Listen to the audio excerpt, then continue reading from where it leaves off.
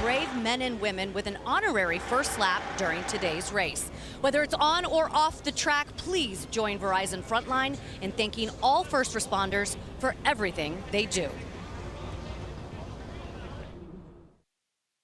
We got quite the battle here. Ty Dillon stays alive. It's unbelievable what this guy's been able to do. To be a part of this run of fun for me, it means a lot. I don't want it to end. Watch out for Ty Gibbs. Those guys can outpace him. Hammer down, have fun. Go try to go win it. It'll be Ty Gibbs and Ty Dillon going head-to-head for $1 million.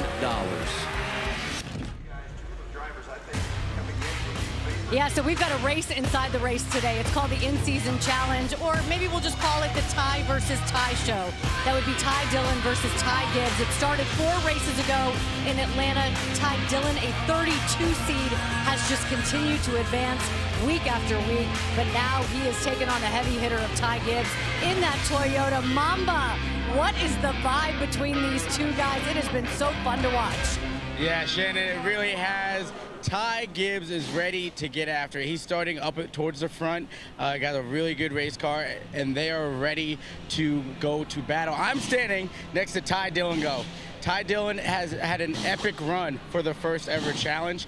He is up +6 on his average in the challenge and his average finishes. Ty Gibbs is up +10 in his average. So what that means is they have brought their best stuff right now. It's a Ty and Ty show. They got to reach up one more time and go after this $1 million, Shannon. That's what they're going to try to do, and they're all chasing Chase Briscoe, the pride of Mitchell, Indiana. He said on our pre-race show that if he wins this race, it will be the biggest in his career, but he has some very fast cars that are chasing that win as well. Of course, one of those guys is going to be coming all the way from the back. That would be Denny Hamlin, starting in the back because of that wreck in qualifying yesterday, had to go to a backup car. He has his work cut out for him, but as I mentioned in the pre-race show, he has 7 crown jewel wins. This is the only track and the only crown jewel that he has not won. He said after the Dover win, he would love more than anything to go back to back here at the Indianapolis Motor Speedway. But of course, he'll have to chase Kyle Larson, who is your defending race winner. There are so many stories that are going to play out over the next 400 miles here at Indianapolis. And at the end of the day, one driver will be kissing the bricks as a champion. Let's go trackside to get this baby started. And now, for the most famous words in motorsports, on behalf of PPG, please welcome Keith Foster. Drivers, start your engines.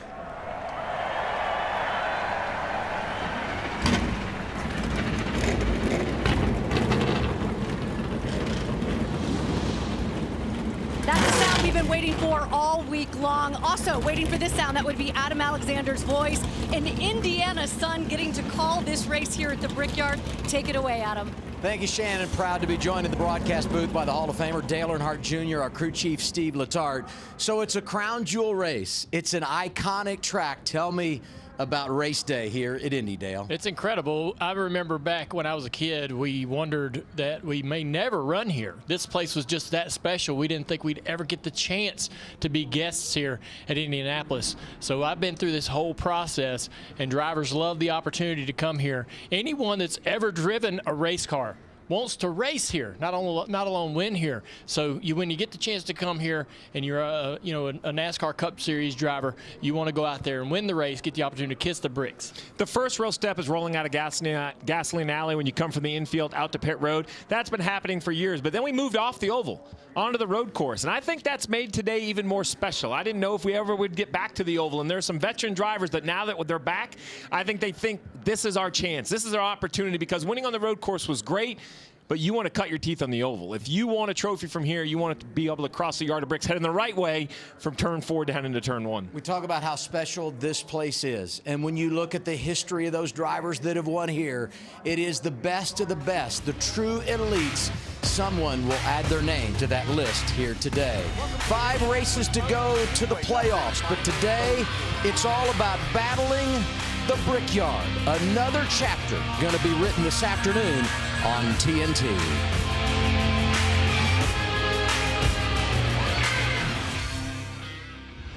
The NASCAR Cup Series is back in the racing capital of the world and ready to take on the Brickyard 400. The famed Indianapolis Motor Speedway is a 2.5-mile-long intermediate track located in Speedway, Indiana. Built in 1909, this historic venue has been home to some of the most iconic motorsports events in the world. The Cup Series debuted at the Brickyard in 1994, with names like Jeff Gordon, Kevin Harvick, and Kyle Busch all taking the checkered flag there.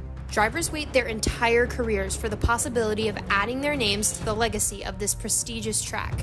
Here's what some of your favorites had to say about returning to the Brickyard. Indy's special, I mean, just like Daytona is, but in its own unique way of, the history that is at Indianapolis. To me, it's still one of those places that gives you goosebumps. I think for a lot of drivers, it's probably the same. When you drive through the tunnel, it has that feeling like Daytona does. It has that awe feeling. Every time I'm driving around there, I just think of the legends of not only our sport, but just motorsports in general that have, driven a car on that same racetrack. Indianapolis is a very tricky racetrack. 4 corners, and it looks like they should all be the same, but they are 4 very, very different corners. You definitely have to trust the vehicle you're driving quite a bit. There's not much banking. They're all 90-degree corners. The track has a lot of grip, luckily, but the groove is also very narrow. You have to be on your game. You have to hit within a foot of where you're trying to every single corner of that place, and it's very challenging, very intimidating. You almost feel like you're in a tunnel going down the front stretch just because, there's grandstands on both sides, which is very rare for us. Pit road, you can win and lose the race on pit road at Indianapolis probably easier than anywhere else. It's extremely tight, narrow. The track position is such a crucial part of it, and just the technicalities of pit road at Indianapolis are really, really challenging. So it's one that is certainly one that you have to respect, or it'll reach out and bite you pretty quickly. Today, the Cup Series will race for 160 laps and 400 miles around the bricks. Last year, Kyle Larson took the checkered flag in an exciting double overtime finish. Who will add this crown jewel to their resume and kiss the bricks in victory lane this year? Get ready, it's time to find out.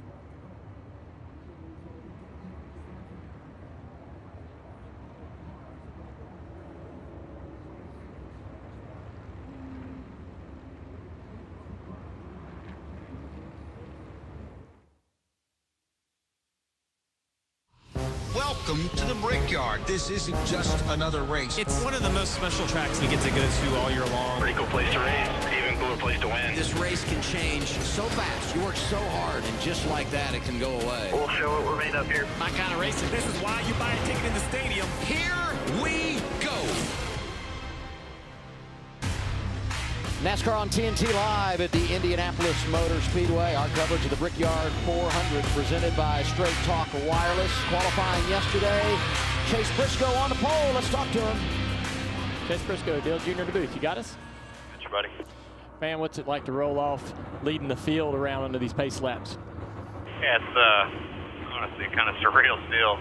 Just growing up here, sitting in the grandstands and, literally being in the same seats all the fans are today. And wishing I was on the other side, and to now be leading the field to green here at my home track is pretty unbelievable. So yeah, it's been a really, really cool weekend, just spending time with family. Sister got married Friday, and then obviously getting the pole yesterday. So hopefully can cap it off by kissing the bricks later today. Got a quick car in qualifying. How was race trim? Yeah, I thought practice, we just lacked a little bit. Obviously in qualifying, my team did a really good job of just making adjustments. So I'm confident, really all year long, the Bass Pro Shop Toyota guys done so good at just getting this thing just exactly how I like it. So sure, today will be the same. Obviously got a great starting spot. Just got to try to maintain our track position. That's everything at this place. So hopefully we can do that. Thanks for talking to us today, Bud. Good luck. Thank you, guys. Appreciate it. Pretty cool for Chase Briscoe. He goes over to Joe Gibbs Racing, has won the pole for every Crown Jewel race this year. We roll in our starting grid presented by Straight Talk Wireless. Briscoe on the front row with Bubba Wallace. Best qualifying effort ever here. You got Eric Jones and Tyler Reddick back there. Ty Gibbs, William Byron. row 3. Busher, Carson Oatsfar in row 4. Carson with a great qualifying effort. And A.J. Allmendinger and Austin Cindric in row 5. The SVG's in row 6. Best ever qualifying effort at a non-plate oval next to Kyle Busch. He's won here at the Brickyard before. Larson, double duty. He's back in the stock car next to Brad Keselowski. So close a year ago, running out of gas in that final restart. Logano and Bell. Those Toyotas look great in practice. Bell's one that I have an eye on. Josh Berry, Noah Gragson back in row 9. Go back to row 10. Todd Gilliland, top 10 here a season ago. Austin Dillon's got a couple of Crown Jewel wins on his racing resume. Michael McDowell has won here on the road course. Alex Bowman, row 11, a part of that bubble battle, but not a lot of success when you look at his history at Indianapolis. Brian Priest and Ryan Blaney back there in row 12, and then you had Herbst and Ty Dillon going for that $1 million from row 13. Zane Smith and Justin Haley back in row 14. Then Cole Custer and Chase Elliott coming all the way back from 30th position in row 15. Yeah, back in row 16, Daniel Suarez. No news for next year. We know he won't be back in the 99, looking for a good run next to Ricky Stenhouse Jr.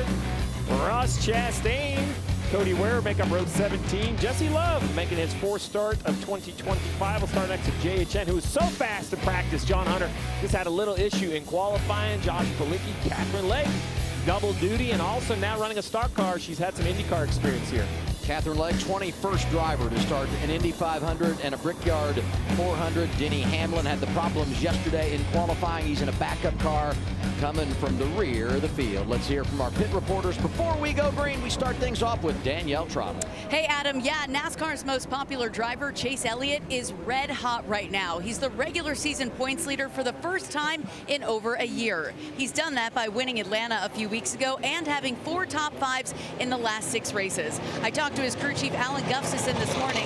He said Chase has confidence and he's at his best when there's something he wants to reach out there and grab. And right now he wants to grab those 15 precious playoff points that go to the regular season champ in 5 weeks. But if Chase is going to win the Brickyard 400 today, he's got some ground to make up. As Dale Jr. said a moment ago, Chase Elliott is starting 30th. Alan? Danielle, Toyota's dominated the speed charts on Saturday, but noticeably missing was Christopher Bell and the 20 car. They rolled off just way too tight in practice and never found that same speed that their teammates had. It's been an interesting week for Bell. He had a great car last week in Dover. He led a bunch of laps. He had race-winning speed, but he spun out twice. He told the team this week he apologized to them for those mistakes. The team said it wasn't necessary, but he wanted to take accountability for the part he did. It's going to take a full team effort to get him to the victory circle today here at the Brickyard. Marty, he starts 16th. Alan, you mentioned it, a clean sweep of the top 5 qualifying spots for the Toyota camp. The best of the rest, William Byron, who will start 6th today. And when I talked to him this morning, he said, honestly, I was pretty happy with that qualifying effort because the strength of our 24 car was the long runs in practice. That's why I think we will be so good today. Byron already has a Daytona 500 trophy in his pocket from 2025.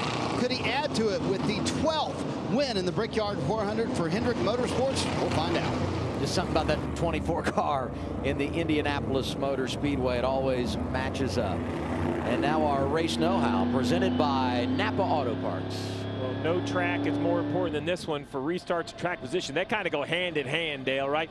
To get track position, you got to be great on restarts. I'm going to try to help you with strategy, but you're going to have to help me behind the wheel. And we know a lot of the crashes last year were during these restarts. They get chaotic through turns 1 and off of turn 2 and down the back straightaway. And also, we don't talk about this that often, but pit road, very narrow. Long pit stalls, but very narrow. The second narrowest pit road on pit road. A lot of accidents and contact can happen on pit road if you're not careful getting in and out of your box there. Our race analysis, Steve. Yeah, 400 miles is 160 laps. 50, 50, and 60 are the 3 stages. 40 to 42 on fuel, which means you need a pit stop in every stage. Ty Dillon going for the $1 million in the in-season challenge. Got that HBO Max onboard camera. Here's a Pep Talk Team 10. You guys, it's been a team effort all the way through, and it's about us being us and let them falter, and we'll be strong all day. Our motto, we all know it, we don't know how to quit. We fight till the end no matter what happens. Man, we're on house money today. Let's just keep doing our thing. Stay in the hunt, in the ball game, let the strategies play through, play out, and be there at the end. Uneventful day. We have plenty of speed to be there, so let's do it. Elbows up. Yep, let's do it, guys. Hammer down. I love saying these words. It's race day. in Indianapolis. Front row, Bubba and Briscoe.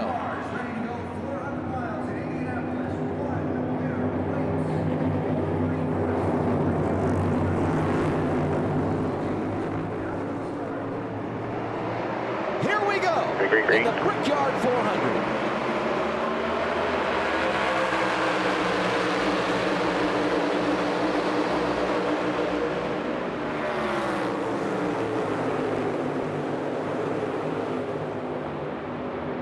Goodbye 2 here.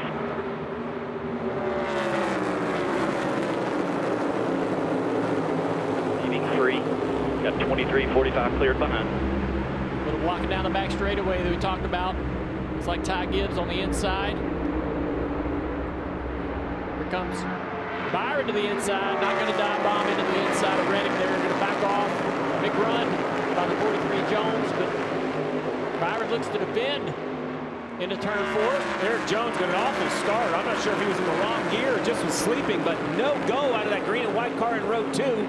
Looking to get back on the offensive. Pretty big blocks right away, Dale. We knew there'd be blocks. We've got it all the way down to the apron. You see farther back in the field. Everybody starts to trend lower as they try to pass and they try to block and protect. Right there, the 21. Josh Berry side by side with the 20 of Bell. Contact on those maybe through turns 1 and 2 between Josh Berry and Bill. 34 behind them, Todd Gilliland. They settle into line. Things will be pretty status quo, a little give and take in this first stage. See the intensity ramp up in stage 2. Definitely get wild in stage 3. Drivers are just trying to take care of what they can and get track position when they can get it.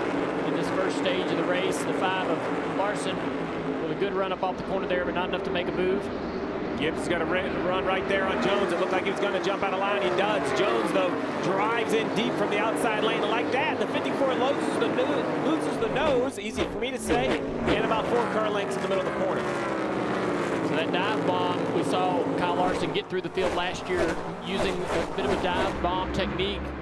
You get the runs down the straightaway, and it's really the only way at times to make a pass here. And it's kind of against the driver code in most places, but here late in the race, you're going to do it. You're going to have to do it. So that 54 backing off there, he won't back off later in the race, Steve. No, he won't back off. And I'm with you. You want to be patient here, but you also don't want to be caught sleeping. Sometimes you can get the first 5 or 6 positions with everybody else being patient. As it gets later in the race, it is going to be harder. As you say, the defense will be higher. Down the front straightaway, a good battle.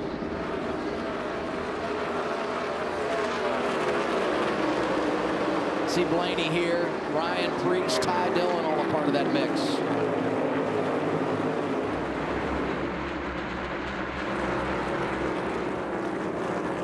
Some good cars coming from the back, and the headliner, Denny Hamlin. We mentioned what happened to him in qualifying yesterday. Most recent winner looking for his first victory in the Brickyard 400, plus 9 early for the 11. Up 9, but it's going to get tougher and tougher and tougher the more he moves forward. Let's see right here. I think this is Kyle Busch in the 8th. Going to pop out of line. Yeah, just a little scoop. Yeah, that's just like... We call that a kiss? That's like a feeler gauge. It's like, oh, yeah, now I know where it's at. Finding the limits in stage 1.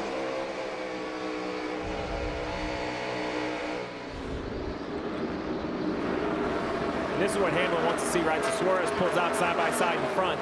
So he's thinking he's going to get a free position right here. If he can fill in with the 99, he's not close enough to do it. That's a missed opportunity for Hamlin. When somebody does the work, he wants to jump in and fill that line. Danielle. Yeah, Steve, you mentioned Denny Hamlin gaining track position, already up 9 spots since the start of this race. I talked to his crew chief, Chris Gale, this morning. That's a backup car that took 7.5 hours yesterday to get ready, put engine in. They had to rewrap the car and put interior updates into that car that Denny was asking for. Said the setup is primarily the same as the first car.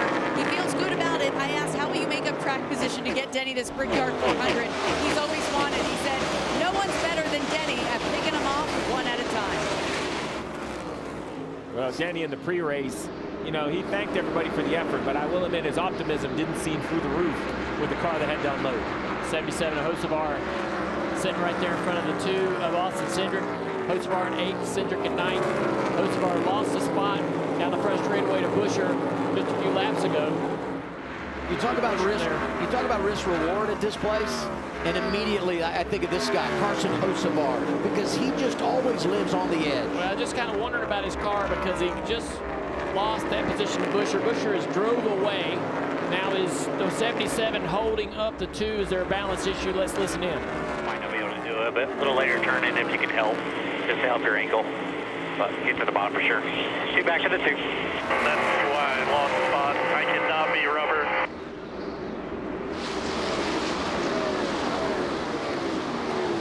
Talk about the challenges he's dealing with inside the car already in this race, and this racetrack will change a lot, Steve, as it's really, really hot, so it doesn't have a ton of grip, and you know the driver balance is going to be different in each corner. These corners all look the same, but they drive completely different. Turn 1 is really tight. The balance of the car is going to be real tight, and then in turn 2, a little freeing up as you get to 3 and 4, and so getting the car perfect in every corner is not a possibility. But the driver's going to have to deal with some things they don't love. Let's listen into the 2 car here. Alan, what you got? Austin Cindric is up 1 spot already early on in this race. There's always pressure when you come to Indianapolis Motor Speedway where Roger Penske owns it and you are Roger Penske's driver. But the 2 team, they love their car in practice. They were able to make passes in traffic, and they were also really good on the long run when they were in clean air. That's 2 things you need at this track. You also need to find track position. As crew chief Brian Wilson said, he's not afraid to take risks when it comes to pit strategy. So look for the 2 car to pull some strategy calls when necessary, Marty. Alan, I thought Junior brought up a great point with Carson Hocevar, and I talked to Luke Lambert about that this morning. They're in the 8th position right now, and we heard in practice yesterday just how loose that car was early in the run. I asked Luke, are you fine with Carson kind of driving it like that? He said, we don't have a lot of choice. You have to be uncomfortable at times, Junior, here at Indianapolis if you want speed, especially at the end of the run. Yeah, turn 4 is always going to be the freest corner, and that's the one you really kind of have to hustle the car through. As I see the 45 are ready to get around his teammate, Bubba Wallace, for 2nd place. All the Toyotas really fast right now, Adam. Top 3 positions belong to Toyota. The man out front, Chase Briscoe, leading laps at Indianapolis for the first time in his career. How about this? He's led in the last 4 events. That's the longest streak he's ever enjoyed at the Cup level.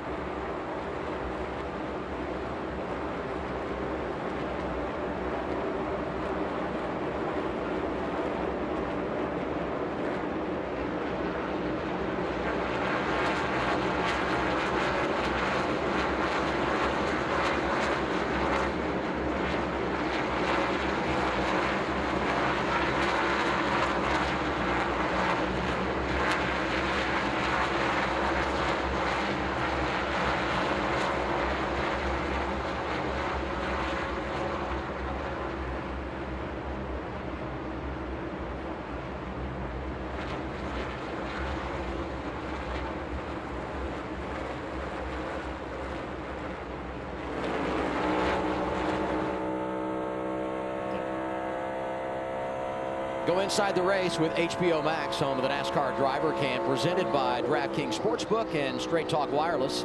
Access every in-car camera with real-time driver data, multi-view options, and full team audio. Watch NASCAR Driver Cam all season long only on HBO Max. Right on board with Chase Briscoe, the Toyota camera. Rear bumper looking out at Reddick. Little telemetry up there at the top left corner, and we'll see how much he's using the gas. Some conversation around, you know, this is going to be a race where you're going to try to save fuel all day, run as hard as you need to, but also try to not have to put more fuel in your car. The less fuel you have to put in your car, the less time you have to spend on pit road, and all that adds up over the course of the day. So look down the front straightaway. Not really running full throttle. Maybe 7/8 throttle. Doing just enough to stay in front of the 45. Really modulating that gas and trying to save as much as you can, Steve. Yeah, I mean, the whole idea here is really, hold your position while just burning less gas and spend less time on pit road. Marty.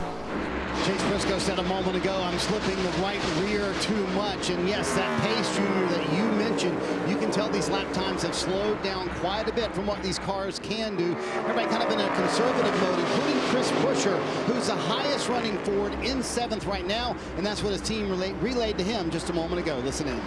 I don't see him doing it, but just remind him, like, this is time to take care of his stuff. But we're not going to be able to make a move, then just take it easy on his stuff and just kind of hold the line.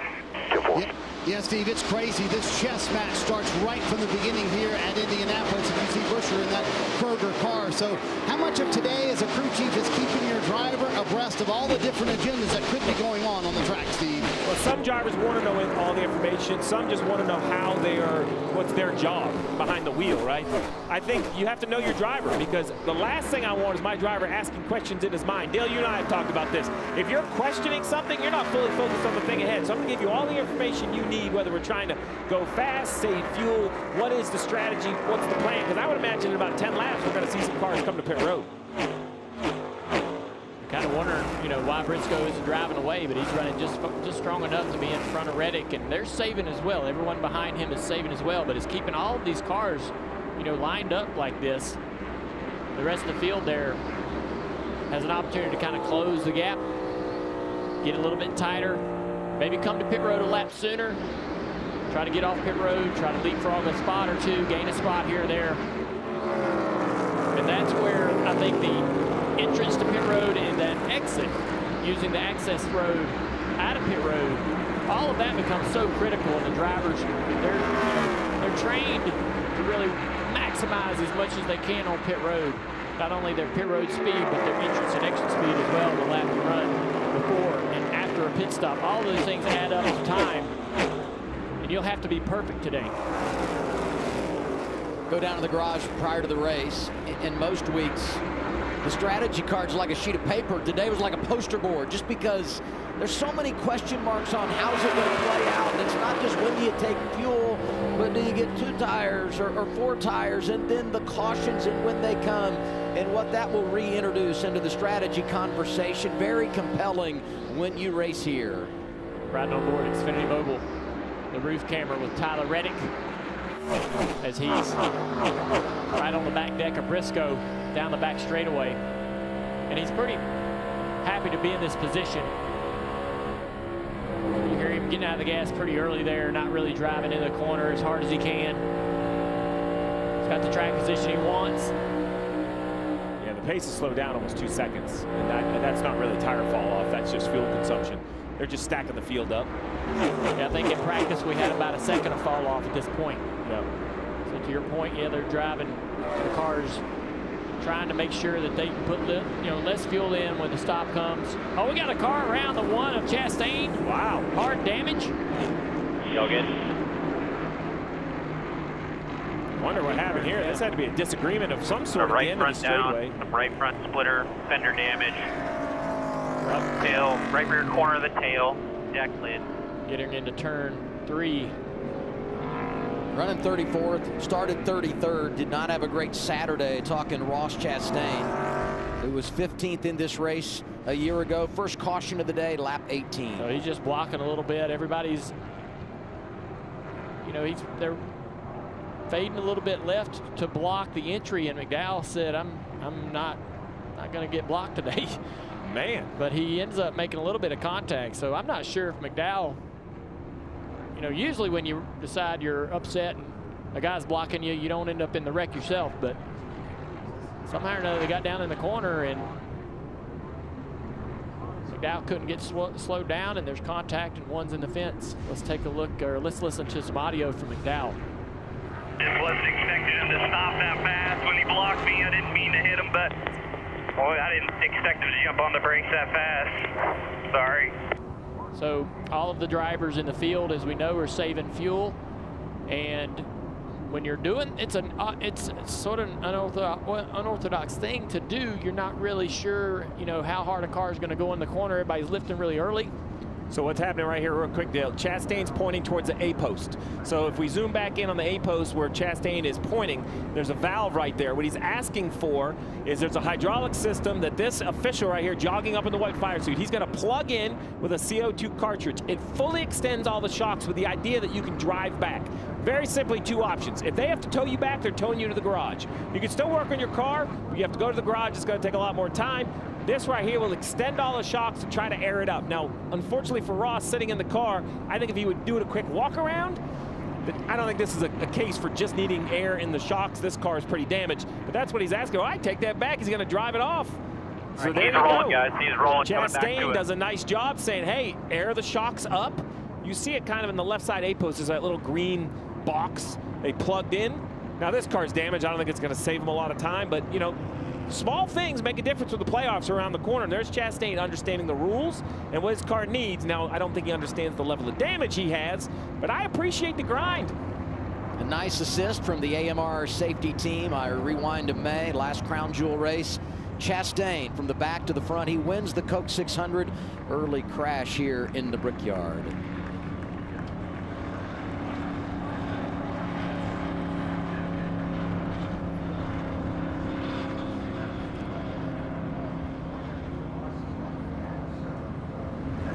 They haven't opened up pit road yet.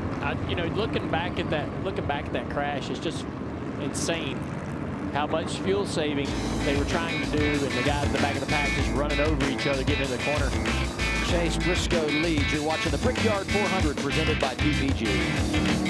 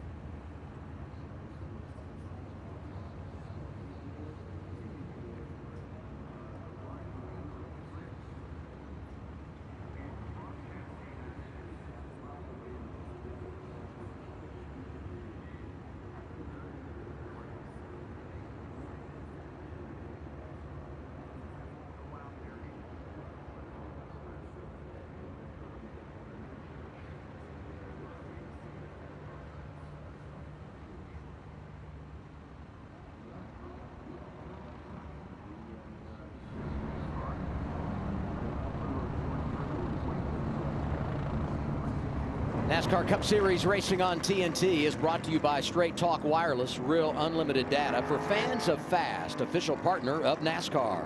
The Credit One Bank NASCAR American Express card. And by Napa Auto Parts. This is a tough situation right here because basically the whole field is on the lead lap, and I expect everybody to come to pit road. Dale, you've already pointed out how narrow this pit stall is, and this is normally when you get that stack up. This is when you can get turned around. We see Cindric going off cycle, trying to work some track position. Logano's going to join him, so a strategy call for 3 Penske cars. The rest of the field comes to pit road. There you see it by the numbers. How wide these pit stalls are. Not a lot of room to work. Here's Marty Snyder. Yeah, and James Small reminded to Chase Briscoe of that fact of how narrow these stalls are coming to pit road. He comes to pit road having led every lap so far. But Tyler Reddick in a Toyota slides a little bit long in his stall. He said his car was starting to migrate a little bit free, and that's a common theme for the Toyota camp. Same for his teammate, Bubba Wallace. It's going to be right side tires for everyone here. Chase Briscoe as well at the end of pit road, right side tires only, and Bubba Wallace will leapfrog his teammate Tyler Reddick to gain 1 spot, but Chase Briscoe holds on to the lead of those who wound up pitting. 2 tires, popular call. Everybody coming off. Took right sides. Briscoe, #1 pit position after winning the pole. Hold serve on the pit lane.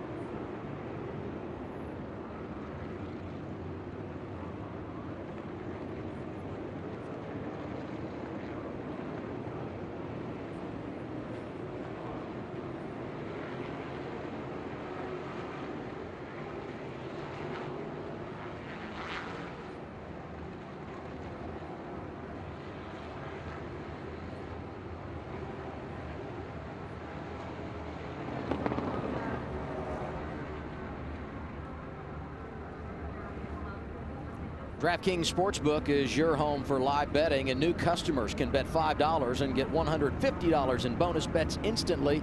Download the app and use the promo code SPEED when you sign up. Take a look at some replays from this crash with Chastain. Just looking at how hard this car is backed into the fence in turn 3. Comes around with the right front. They've done a lot of work to get this car to where it can absorb some of these crashes. We've seen drivers injured with crashes similar to that in the earlier races with the next gen. Very thankful for the work that's been done to allow those cars to absorb the damage. And I mean, listen, the 71 absolutely wrecked him. But I think it was that fuel savings that you're talking about. It's just an unnatural kind of stack up on corner entry. They're 2 seconds off the pace, and they're backing off, and they're backing off. Yeah. You're backing off. You know you're going to lift hundreds of yards before the entry to the corner, but you're fading left to try to keep the guy that's behind you behind you. You can't give up track position. Joey Logano restarting front row. Here's 22 audio. Stay out, stay out, stay out, stay out. Okay. Don't worry, you were 3-4 tenths faster than the guys in front of you, and you couldn't pass them, so just take the clean air and drive off. Paul Wolfe is the Mad Hatter a little bit. Yeah, we'll get this restart underway. First goal, keep that track position, then we can figure out exactly what the strategy is. I have an idea, but first goal is keep the track position. Briscoe wins the race off pit road, restarts row 2. Cedric Logano into turn 1. Yeah, 3 wide back of the pack. A lot of cars trying to take advantage of these restarts. This is a great opportunity to gain some track position, quickly pass cars. You see Josh Berry fading back through. A little bit of dust and debris. Now, if you're Briscoe or Wallace, you're the opposite. You're a push. Oh, boy, big blocks. Get ready, Steve. Here they come. Yeah, no kidding. Oh, man. Busher had to make a big move to try not to run into the side of Hocevar. Hocevar drove hard to the inside, and Busher was already there. They both get offline, and the 8-car Kyle Busch is able to get through. See the 43 getting around the 45 of Reddick. Reddick second prior to the pit stops, dropping back now. Look at this, so aggressive down this front straightaway. Yeah, Byron getting blocked all the way down the front straightaway by Reddick. Reddick lost a little momentum when the 43 goes around, and that cost him that spot as well to Byron. Reddick back to 8th in the running order. Austin Dillon out of line. He and Bell racing off of turn 2. That's the 3 and the 20. See SVG on the inside. He's going to get trained. The draft's going to be a little strong down the back straightaway. Christopher Bell blocking, under attack. AJ Allmendinger getting with it in the 16.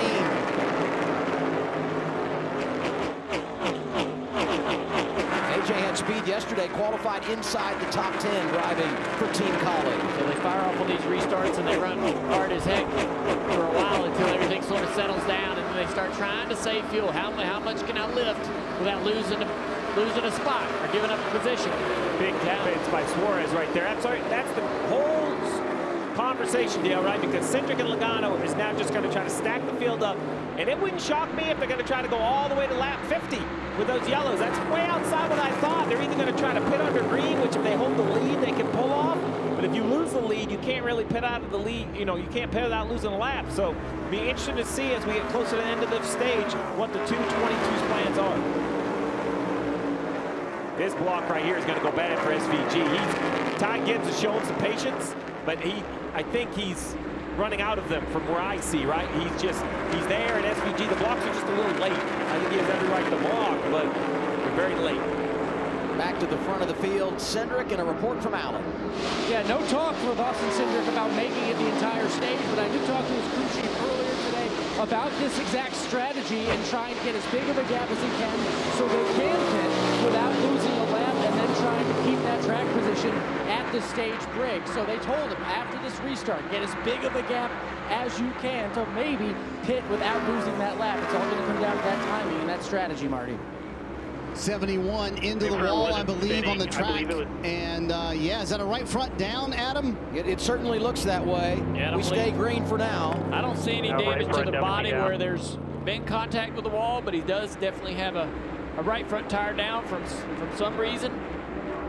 And we know that he had a little nose contact with Chastain.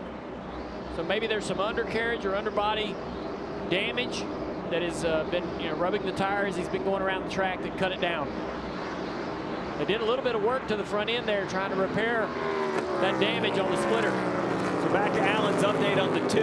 That's a great update, Allen. I didn't know if they could make it to the end. Allen says it's not their plan. So it takes about 49 or 50 seconds to pit and put 4 tires on and rejoin the field. Lap times 51, 52, 53 seconds. So you can understand how close this is going to be for the 2 car.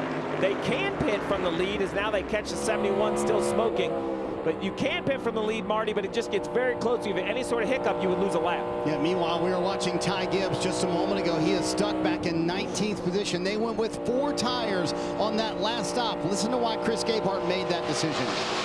Tires are going to matter here quite a bit. That was quite a bit more fall off than anybody was expecting. And this is going to be a pretty long run to the end here, so. But Steve, how tough is it if you're in Chris Gabehart's position to give up all that track position? They were in the top 5 before this stop right now in 19. Yeah, I just don't agree that the fall off is real. I agree that the data he is looking at, what he's saying is the lap times are slowing down more than we expected. I just feel that's being generated by this whole fuel conversation.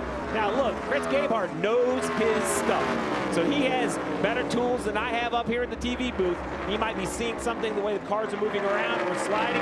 To his point, it's a long run, still 23 to go. So it could be the last 10 laps of this run, and this 54 could launch forward with those extra left side tires. Noah Gregson, unscheduled pit stop. He was 16th, and he's now fallen outside the top 30. Here's Danielle. Yeah, Adam, you were just showing Ty Gibbs running 19th. The spot in front of him, Daniel Suarez, 18th. And Steve, you're exactly right. He said, we are going to be saving fuel from the drop of the green flag, just like we would at a speedway, Daytona and Talladega. He finished 8th here a year ago. He said, in part, because I was saving fuel the entire time. Yeah, look, it's not popular, it's not sexy to go out and save gas, but it's data analytics. We see this in football, basketball, baseball, golf. Data is changing how the games are played, how they're attacked. These crew chiefs. And look, when you walk through the garage, nobody's going to tell you. Yeah, you talked about that. Well, they'll tell you 15 things. Yeah, and none of them that they're going to do. That's right.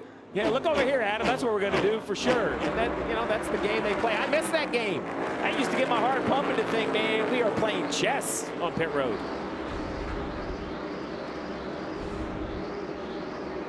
Kyle Larson and Christopher Bell down the front straightaway. A lot of cars up there blocking contact. As Bell tried to go to the middle there, and the 3 of Austin Dillon was already down there. And you see all this action. This is all happening on restarts. And that's when all of the accidents happened last year. In 1,000, or not even 1,000, 20 of those, that's what we don't see, Dale, right? The guy cuts you off 2 or 3 times. Finally, with 20 to go, you're like, nope, too much. I'm not lifting. I'm sending you. And we sometimes don't realize why all of a sudden it looked like they've lost their mind, and that's because there's been 10 paper cuts that have pushed you right to the edge, sanity, before you reckon. Last year's winner, quiet early. Larson back there in 12. Top 5, Cindric, Logano, Briscoe, Wallace, and Josh Berry. You're watching the Brickyard 400 on TNT.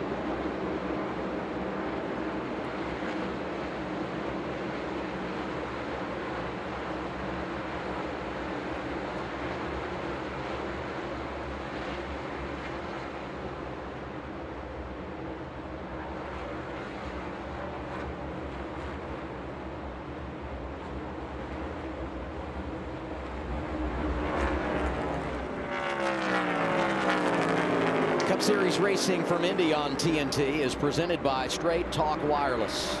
Austin Cindric leading, Joey Logano second, yet to make a pit stop. Chase Briscoe started on the pole, led the first 19 laps. He rides third, 16 laps to go, stage one. Barry's got a little bit of a challenge ahead of him. Cindric and Logano out there leading, stretching that gap, giving them a lot of opportunities. Barry back here, though, he's then lost those spots to Briscoe and Wallace. It's going to make his trip down pit road stressful. Yeah, just a minute ago, saw him trying to put the pressure on Bubba Wallace, and Bubba blocking some opportunities that the 21 had to be able to gain that position. And Josh kind of faded back here to this position. I think Briscoe and Wallace running a little bit harder this round than the first run. Everybody being pushed to run a little bit harder because of how quick the 2 and the 22 are going. See, the lap times all down in the 51s now. Everybody pushing pretty hard here. Marty. Yeah, Junior, they've told Chase Briscoe and Bubba Wallace, listen, the 2 and the 22 are starting to push the pace a little bit, so they have been able to match it here. When I talked to Charles tonight, the crew chief for Bubba Wallace this morning, he said, we have the best speed for this race that we've had maybe since Miami. Back in March, he said, I feel so confident about the 23 car and what we can do today. And Junior, they had his first ever top 10 at Dover last week. He said that was such a shot in the arm for us because that's a racetrack where Bubba has struggled in the past. For us to get a top 10 and then come through and be better in the race throughout the race was really important for us coming into Indy. And you see Josh Berry getting a little bit close there at the end of the back straightaway. Entering turn 1 and entering turn 3 are your opportunities to pass. You got to set that pass up. You know, kind of backing up your corners to be able to get those runs off of turn 2 and off of turn 4. Try to see if you got a shot at maybe getting to the inside or getting to the left rear quarter panel, entering turn 3, entering turn 1 as well. And we talk about Bubba Wallace, and you saw the points in the pylon a couple of weeks ago. He's sweating it big time. I'm sure not sleeping much at night throughout the week, but he helped himself at Dover, as Marty talked about. You qualify up front today, and it puts you in position to do something they've really done a good job of all season long, and that is gain some stage points, running fourth, and you know, points as they run at plus 53, trying to create some cushion as we have 5 races to go till we begin that quest for a championship.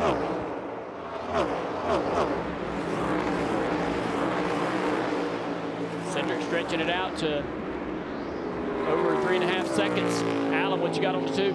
Well, this cat and mouse strategy game, they're letting Austin Cindric know not how far the lead is over second place Joey Logano. They're letting him know how far the lead is over Chase Briscoe, now up to 5.2 seconds. They're also letting him know how far it is above 10th, which is about 9 seconds right now. So, no, they're not tipping their hand yet on when they may pit, how long they'll try to stretch this out. But this strategy called the cat and mouse game of when to pit, how much time they may have, they're letting him know what the lead is right now. The further he is in front of Briscoe, the more fuel they can put in on the pit stop. Is basically the math. They know where they're going to rejoin, and they, in a perfect world, they would get as much fuel as possible, rejoin the racetrack right in front of Chase Briscoe. Last car on the lead lap. That would be exactly what the 2 and the 22 are looking to do. See, the 21 of Josh Berry finally got around the 23 of Berry, or 23 of Bubba Wallace. Let's take a look and see how that happened. Down the back straightaway, he set this pass up through turn 1 and off of 2. Bubba Wallace, they have a strategy. They have a fuel mileage they're intending to run. Bubba Wallace is going to adhere to that. He's not worried about this 21 car. So he lets that 21 car go. Yeah, the 21 is pitting under green. Now Jones behind him, that's on the same strategy. So Bubba's going to, you know, not want to let him by. I'm not saying he can hold him off, but if 43 gets by, then I think if you're a Bubba Wallace fan, you have to be a little concerned that maybe your car is not as good as you hope it would be. You just can't overreact as a race fan when you're watching here, because sometimes... Wait a second. Yeah. I'm a fan. I can overreact all the time. I can overreact if I'm a Red Sox fan. If so, yeah, I hear you. You overreact, but sometimes there's no need. Well, that's true. It's all a part of the game. Just let him go and live to fight another day. What about it, Marty? Yeah, no overreaction in the 23 camp. In fact, when the 21 went by just a moment ago, Bubba Wallace told Charles tonight on the radio, I'm neutral, negative and a half. I had to get that translated out, and that means he needs to turn just a little bit better in the center of the corner. It's like for Austin Cindric. They told him over the radio, Brian Wilson said, we have time to do a 14-second pit stop. No mistakes. Again, that lead over Chase Briscoe right now, 5.2 seconds. So they're doing the math. Alan brings up something there that we have to discuss, and that is you can do all the math you want and how much time you have to make that pit stop, but you also have to understand it comes with no miscues, because one bobble when you're running it this tight could change the game in these situations. Alan? And that's what they were telling him, 14 seconds worth of fuel, as much as he can stretch it out. The bigger they stretch that out, as Steve said, the more fuel they can put in. It just can have no mistakes when they come down pit road. But he was told at least a 14-second pit stop. 14 seconds is a lot. You can change 4 tires in 10.5 seconds. So 14 seconds, you can put all 20 gallons in. Got word Ross Chastain evaluated at the care center, and he has been released. And here's Joey Logano making his pit stop, 10 to go, stage 1. All right, so let's see how much fuel Paul Wolfe dares put in this 22 car. Remember, 10 seconds, tires will be changed. Really watch the pit stop. They're going to either set the jack down on the left or leave it jacked up, but they're all going to be focused on the fuel man, Allen. It's how much fuel they can get in this car.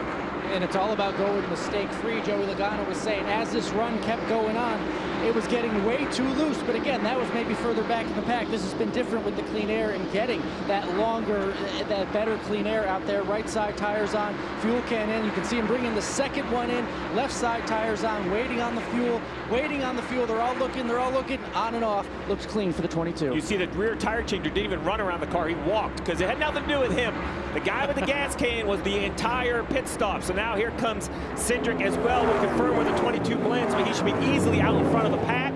Now it's the 2's pit stop. A mistake would be absolutely critical for the 2. Alan, let's see how the 2 does it. And this was a strategy call that they envisioned even before this, talking with crew chief Brian Wilson before the race. They envisioned something like this, manufacturing the track position to get the lead and then get as far as out possible as they can to get themselves as much fuel as they can and hopefully set themselves up later on. Over to the right side, you can see the fuel can going in. Over to the left side on fuel, second can of fuel in there. Remember, they called for a 14-second pit stop to get as much fuel as they can. Waiting on and off for Austin Cindric. All right, upper left, you see the track map, 22 out in front of the 19. You see the 2 sitting on pit road. And now what you're going to do is you're going to see Cindric leave pit road. You have to use the access lane in 1 and 2. We've seen some penalties there in the past, so he's going to really have to do his part here. The 19 is going to try to push the issue. Here's the 21 coming to pit road, but you see the 22 who left pit road in front of the 19. Last car lead lap, so everything good. As we kind of get around this corner, the 2 should hopefully have no problem staying on the lead lap either, Alan. And look, they're hoping the same thing for the 21 on the same Team Penske strategy. Such an up-and-down year for Josh Berry. I talked to his crew chief earlier, Miles Stanley. They had that win earlier in the season, but then it said it all came back to reality. Josh Berry, a second-year Cup Series driver. They've had some frustrations, but they're trying to manufacture that position, keep themselves out in front of this field. That second can of fuel going in. Looks pretty clean for the 21 car. Josh Berry on and off. All right, so clean on and off, but remember, he was further behind. So as we kind of go back to the map in the upper left, you're going to see the 2 and 22 off from turn 4. They're here on the front stretch. Last car's on the lead lap. We have the 21 leaving pit road right here. So he's really focused on the 19. And it's going to be close to 19 of Briscoe, because Briscoe's at the start finish now. Berry on the access road. There's Cindric. Berry did a nice job. We'll see how fast he can run the access road here. There's Logano, there's Briscoe. So Berry should easily be able to stay in front of Briscoe. They obviously didn't put quite as much fuel in the 21 car just to assure that he didn't come off pit road getting lapped by the 19 of Briscoe. So the 22 has a little more fuel. The 22, the 2 car as well probably has more fuel. The 21 not quite as much, but all 3 are able to stay on the lead lap and keep the strategy alive. Bubba Wallace flirting with the grass coming off of turn 2. He and Eric Jones have just been going back and forth in this run of the race. Well, Bubba's on a strict strategy from his team on how much fuel to save, so he has to run the bottom of the racetrack on the straightaway while running part throttle, trying to keep this 43 car behind him. Hey, if you want to pass me, go around the top. Then Bubba probably gives it a little gas right here. Says, no, you're not going by. I'm going to beat you down in the corner. So Bubba's running a lot less throttle. Do you see how bad the air is for the 43 when he is behind that 23 car down in the turn that tight? That shows you You know, the problem with the next-gen car when you're behind another car directly at a track like this. William Byron was like, appreciate it, guys. Yeah. That's the easiest pass I've done all day. Thank you very much. Yep. And the 43 is like, oh, you know, but he knows Bubba's saving. He sees on the straightaway how he's running down. He's like, just let me go. Just let me go around you, Bubba Wallace. But Bubba's like, I need the track position. That's the race for the win in his mind later in the day. And, you know, we're coming to the end of the stage, and no one needs stage points more than Bubba Wallace. And now look at this. There's other cars that can jump onto that Penske strategy. That's what Eric Jones is deciding right here. He doesn't need as much fuel. He took 2 tires. So this will not wait on gas. This stop will look very different. When the 4 tires have changed, the jack will drop. This might open up even the next lap so other guys can come. So now, this is a leapfrog, Marty. I think Jones has said, you know what, I'm getting on the Penske strategy. Yeah, Steve, you can't be further behind the leader than 4 seconds and pit at Indianapolis without going down a lap. You see right beside our scoring monitor there, that's where Chase Briscoe is on the track. That's what Ben Bayshore is watching as well. Bayshore saying his car, Jones saying his car a little bit too tight. Bayshore going to make a small adjustment here, but a terrific run. When I asked Ben Bayshore, are they surprised by their speed in Indianapolis? He said, no, we were quick here last year, and we also were quick at Pocono earlier this year, so we expect it to be good. But here comes the 19. Can the 43 stay in front of them? That's the big question for me. We saw nobody else come to pit road, so the 43 is on a strategy by himself. Leader into 1, the 43 is around the corner on the access road. You see it on the map. When we hit the backstretch, they'll both get in the frame. Can the 43 stay in front of the 19? 43, 19. The 19 is going to be coming with a big head of steam. 3 laps to go. Jones has got to hold off Briscoe to stay in the lead lap. That was snug right there as Jones comes off, jumps out in front of Briscoe. He's able to stay on the lead lap, so everything is cycled back to Chase. 3 to go in the stage, and when the 19 comes around, 2 to go, we close pit road, and I look up there in the top 10, a lot of drivers at points in position to get him. We talk about Bubba Wallace, same circumstance for Chris Buescher, who is 5th right now. I love Bubba not pitting. You know what I love about these stage points? It's like, man, we don't know what's going to happen in the chaos in the final stage, but you've earned a little something. Like, there's a little something in your paycheck. Even if you wreck, you got those points. They're guaranteed. Nice little insurance policy. And speaking of, you gotta look at Chase Briscoe in position to win the stage. He gets the 10 stage points, but a playoff point. You know, you partner that with the success that he's enjoyed this year, the win at Pocono. He's thinking big picture about a title, and those playoff points will help him come fall time. Marty? Yeah, Adam, when I talked to Charles tonight this morning about their situation with stage points, he said right now for us, Tonight said right now for us, stage points are everything, and here they could get 9 more stage points. Steve, they have made a living on this 23 team getting stage points this year, and when you're 16 above the cut line, and that's it, with 5 races to go, you need all you can grab. Well, yeah, because we don't even know if we're going to have a new winner, and here comes the 24, the 45, the temp and the oven just got turned up right there. They said, no more saving gas. If I can push for 1 lap, I might be able to pass you for a point. This is a little dress rehearsal. This is what at the end of every stage is going to look like. I will say these points, though, big for William Byron as well. And the reason stage points are big for him, because he wants that regular season championship. He lost the lead last week to Chase Elliott, but helping himself here today. And look at the running order. We've talked a lot about Wallace, Byron, and Reddick, but how about Buescher? How about Kyle Busch and Hocevar? I mean, just Martin or Dillon there in 9th. Just a lot of guys that are having very good runs so far. A couple of guys inside the top 10 that have won a Brickyard 400, Busch and Larson. Here we come back to the green and white checkered flag. Stage 1 done in Indianapolis, and it's going to be Chase Briscoe who wins it after starting on the pole. Wallace finishes the deal. Byron gets 8 points, 6 for Buescher. For Briscoe, that's his 2nd stage win of the campaign. Last time he won a stage, Pocono. It's also the last time he won a race. We're off and rolling in a crown jewel. It's the Brickyard 400 on TNT.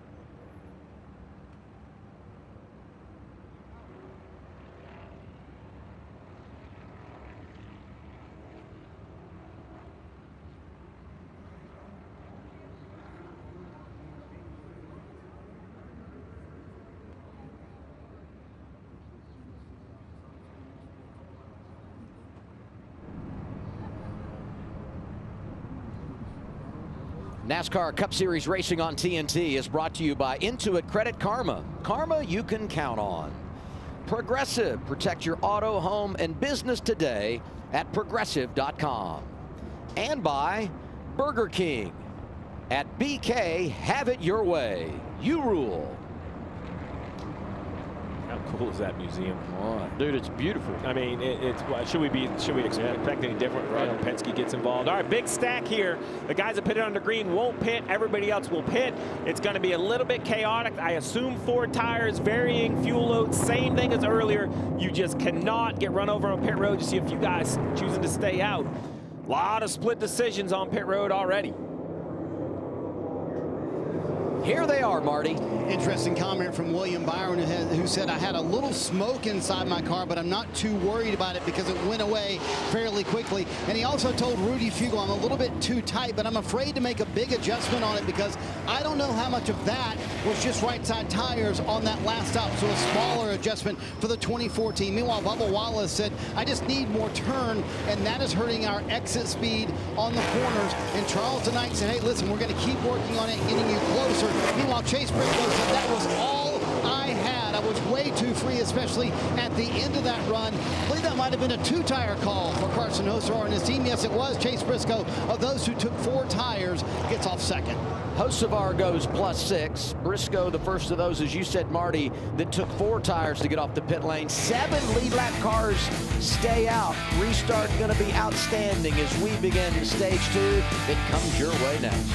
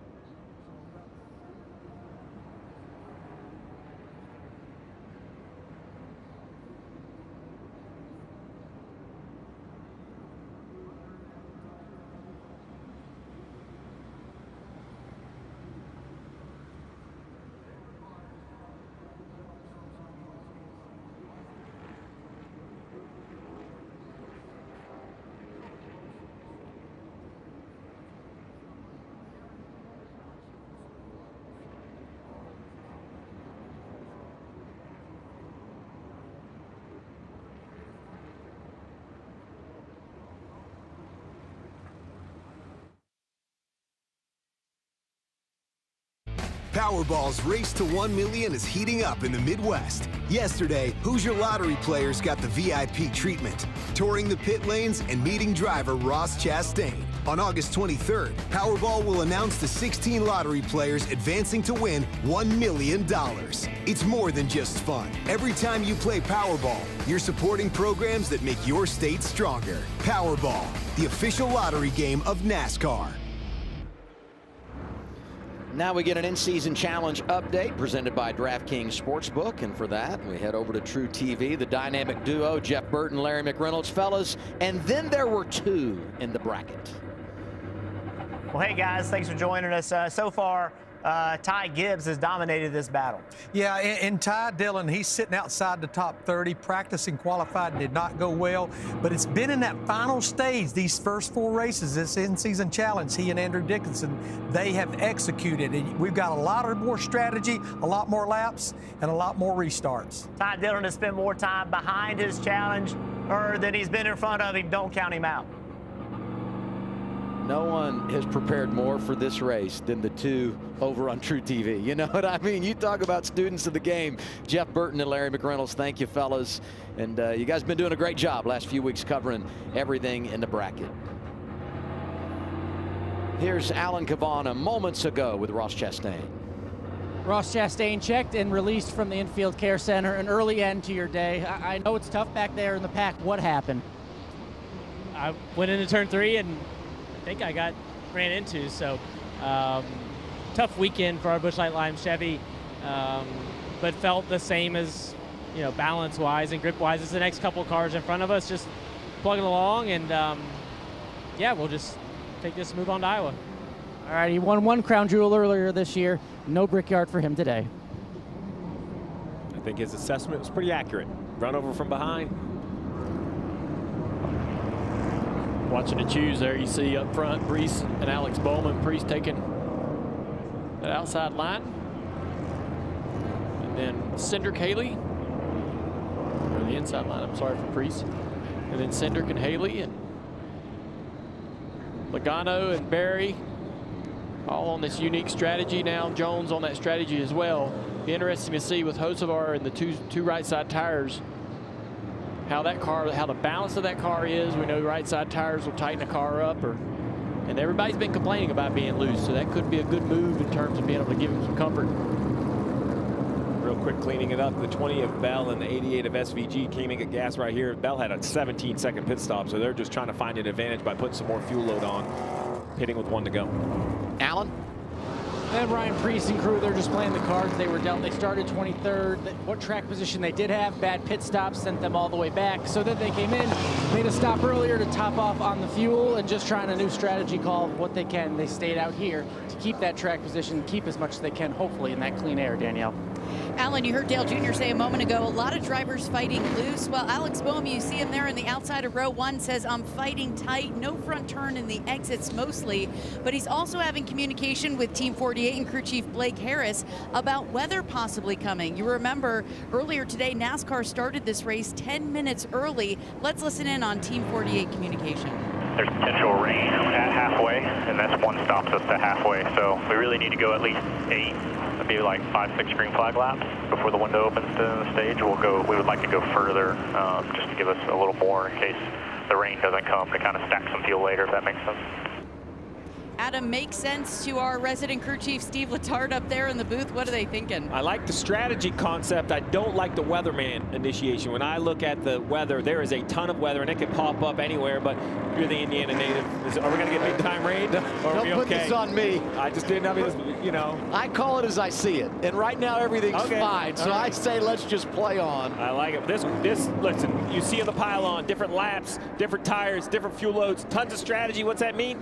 Tons of action right here in the next 4 or 5 laps. You got to find your spot in line. The pylon right now is a nice snapshot of what is the Brickyard 400. Ready for stage 2. Preece and Bowman getting us going at Indy, and already they're jockeying for position. Yeah, another odd restart. We got some contact back in the pack. Looks like the 47 has some damage. Ricky Stenhouse Jr. got his best run here a season ago, but he's got problems. Preece jumps to the race lead inside of Bowman. And 22, there's just so many things happening on these restarts. The restarts are under review right now. Not quite sure exactly what was going on. Didn't look like the 21 of Barry got a good launch. The 22 lost several spots. It's messy. Look at Logano firing to the inside into the corner. You got to take advantage of the chaos. You got to lean into it. Find the spots when you can. He's up. Oh, Bubba Wallace is going to try to get inside the 22. 22 got down in the corner on the inside of Byron, got loose up the track out of the gas. He's still bleeding a little bit of time. Cars coming up from behind with runs. Oh, 54, Ty Gibbs to the inside here, 3 wide. 3. Kyle Larson looking underneath Barry, couldn't make it work. At one point, I thought we might be 3 wide into the corner.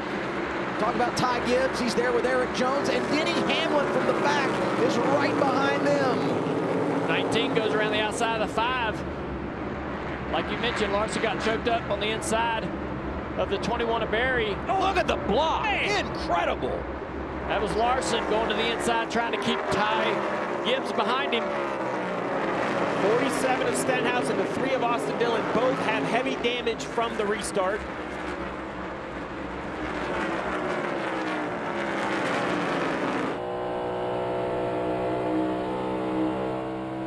Let's take a look at the replay and see how that stuff happened at the back of the field.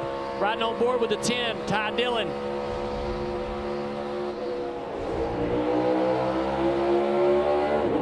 Just a big, huge checkup, and it turns the 47 of Stenhouse into the outside wall hard with the right front. We see this all the time. Restarts here at Indy. The field starts accelerating, the back of the field accelerating, anticipating.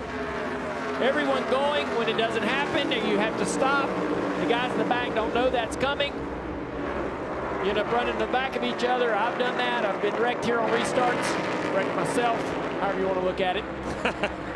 I'll say this, though. This is part of the danger of the pit cycle and where you are, because once you get stuck back, you become real vulnerable to that kind of thing on these restarts. As you saw a couple of the 3, he was in the mix there. He's behind the wall now, damaged. He has to fix a radiator. Byron, big move on the 77. A late move into the corner. I love it if it works. Yep, that's the dive bomb. You're going to see more and more of that. Larson was doing that all last year, getting through the field. You have to do it here. This is the only opportunity you have to be able to get on the inside of somebody. Might be late down this long back straightaway, the long front straightaway. That would be a no-no anywhere else. Right? Absolutely. That would everybody be like, oh, you don't drive away. That's no way to drive. But here you have to do it. It's the only way to get around somebody, the only way to pass in this car at this racetrack, being a one-group racetrack. And that was like some Hollywood acting voiceover work. Not just clear, but the motivational clear. Like great work, great pass, kind of moving him forward. And Steve, what is it you always say? When you manage strategy and then you look at the board, you want to be the best on your strategy. Right. And right now, William Byron owns of that group that came down at lap 52 and took 4 tires. And look at this duo. Teammates going at it, Briscoe and Hamlin. Briscoe trying to keep that 11 behind him as Denny tries to drive that backup car through the field. The 45 we hear may have a little bit of damage. A lot of cars had contact during that accordion effect on the restart, Marty. Yeah, Junior, you talk about trying to be first on your strategy. Tyler Reddick, Billy Scott told him we are first on our strategy before the restart, but Reddick did get damage in that restart. He restarted 14th. He's back to 16th. He told Billy Scott, I don't know what you want me to do.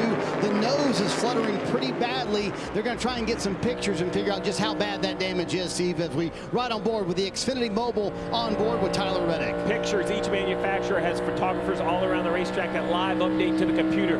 Zoomed in, high-resolution pictures of their car, the attitude, the potential damage, to come up with just a great plan. So those are the pictures Marty's talking about. Frustrating for Reddick. He's had a good car today. Really showed it early in this race after a great qualifying run yesterday, but it is a long afternoon. And if you go back to last year when he had a really good race car, had to battle through some tough times, come back from adversity, and he did it, finishing second, winless this year, but in a very good points position. Chase Elliott with a big move to the inside. He is unhappy about that. You saw the fire out the pipes. And that's going to cost him all that momentum. And here comes Blaney in the 12. He'd love to take a spot. Oh, he has to lift as well. And that sets up a run from behind. 38's going to try to get one. Yeah. That's just what keeps happening all the time with this next-gen car here at this racetrack. And that's why we see so much contact, so much crashing. Last year, lots of wrecks on the restarts, because really it's the only time or opportunity you have to make a pass, and you can't afford to lift. Like if you lift, you're going to lose spots. You can't afford to do that. Maybe there has been a message delivered to some of these guys about the potential for weather because the aggression meter has gone up. And if you look at the big board, 100 laps to go, just shy of that in this race. I was circling those empty fuel cans of Priest, Bowman, and Haley. You know, we're guessing about 7 to 9% of fuel remaining, probably a couple, 3 laps. It's hard because they're doing a lot of savings on the green, plus the yellow flags, but we do know the leaders need to pit. There's a lot of weather south of us along band, going from west to east and moving toward the east. So I think we're in good shape weather-wise. But we did have pop-up showers. Things developed out of nowhere yesterday as the day got later toward the Xfinity race, toward the end of the Xfinity race. And so we'll have to see. But I think we're going to get quite a few laps here, if not all the laps in this race today. Talk about the fact Ryan Preece is going to have to pit, give up the top spot. I didn't realize this. He came here as a kid, raced quarter midgets in the parking lot. Yeah. He's well aware of the history of Indianapolis.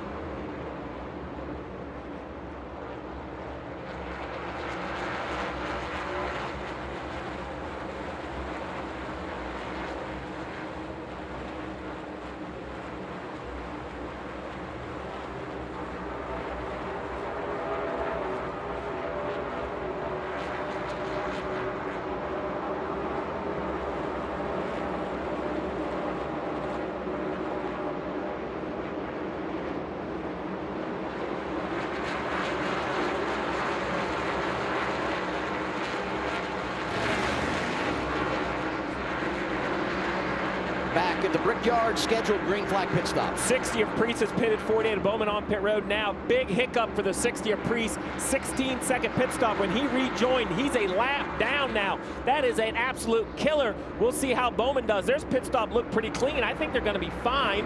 The 7 of Haley is also on pit road right behind the 48. So 2 cars leaving pit road, blending relative to the 2 of Cindric, who is the race leader. Although I'll tell you, as Cindric comes down the front stretch, there's the 48.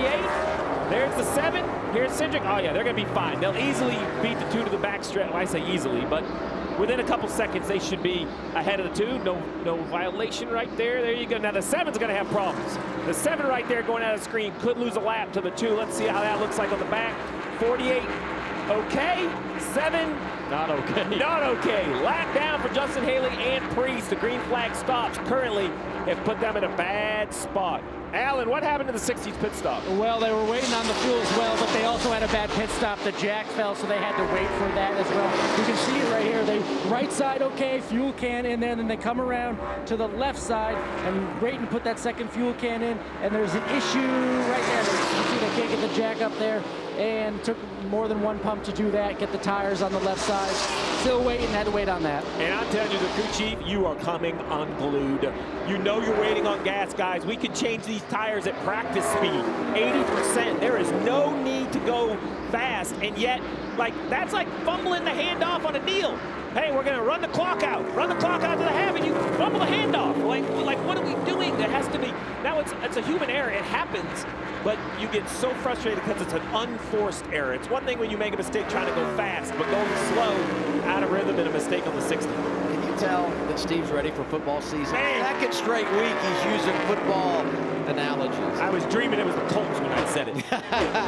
Hey, let's go to who's leading this race, because you look at our pylon, and it's Austin Cindric, but he's on a different strategy than that of William Byron, who was a part of that group that ran it long and got the 4 tires into the stage. How do you see this breaking out as we run down the road here, Steve? I think Cindric's doing a great job, and I think he has a chance at maintaining this lead, but I like where Byron is better. I have Byron as the real race leader. He has 10 laps more fuel on board, which will help him later on. We keep talking about how long you have to sit in pit road. Now, a timely yellow, and Cindric's great. So I love what this 2 car has done, because they have taken a car that was decent, but they've called the race being very aggressive. They've got the track position. I love what they're trying to do. I think, you know, Brian Wilson is saying, you know, if we're going to be playoff and championship contenders, we need more playoff points, plus you can win at Roger Penske's track. I love the gamble, but I love the fuel load of the 24. Marty on William Byron. Yeah, I love this debate, Adam. I checked in with Rudy Fugel, Steve. He said they are not quite full on the 24 car, but they're close enough. Meanwhile, Carson Hocevar is 2 seconds behind William Byron. They have not taken left sides this entire race. Back-to-back right side tire stops for Carson Hocevar, who sits in third. I asked Luke Lambert, worried about that at all? He said, not really right now, but how long can they push that, Steve? And then we'll go all the way back to Bubba Wallace in fourth, 3 seconds off the lead right now. I checked in with Charles tonight. They are full of fuel on the 23 car. So really the first car with 4 tires on that last stop and completely full of fuel. How will that play an advantage for Bubba Wallace when these next stops come up, Steve? Well, everybody's just kind of waiting to see if the cautions are going to break this up or not. A caution kind of changes everything. Right now we're looking at it purely as a green flag race, knowing that we are 30 laps to go to the end of the stage. But you look at, say, Briscoe right here, who sat on the pole and controlled the race. He's all the way back in 10th. So in all, it's really easy in these messy situations of all these strategies to kind of lose the score. What do you always say, Adam? Time and score, that's what's most important. Well, it's okay. If you're watching this and you're a little confused at the score, feel pretty comfortable, because there's some guys on pit road that aren't sure where the score is. They're trying to figure out, do they have an advantage? And they're all kind of guessing where their competitors are on fuel.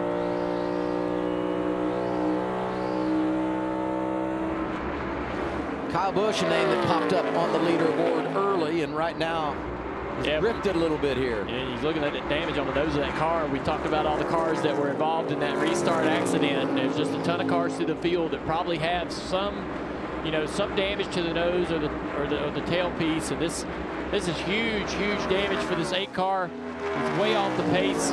Dropped all the way back to 25th, Alan. Yeah, Junior, that's not only like aero damage, the splitter is way up, and they're saying that the intake is having trouble getting more air, so they are down on power as well. They restarted 12, they had a decent strategy going, but now sitting there way back in 25th, just doesn't have the same power they had and the same power as the rest of the field around him. Yeah, just a reminder. Right there in front of him, the 16-2 of A.J. Allmendinger with nose damage. So there's a ton of cars through the field that suffered a little bit of cosmetic damage in that restart zone that are affected throughout the rest of the day. Austin Cindric has led 29 laps. That's the most laps led here by a Penske car since Rusty Wallace in 2000. Pit stops coming up.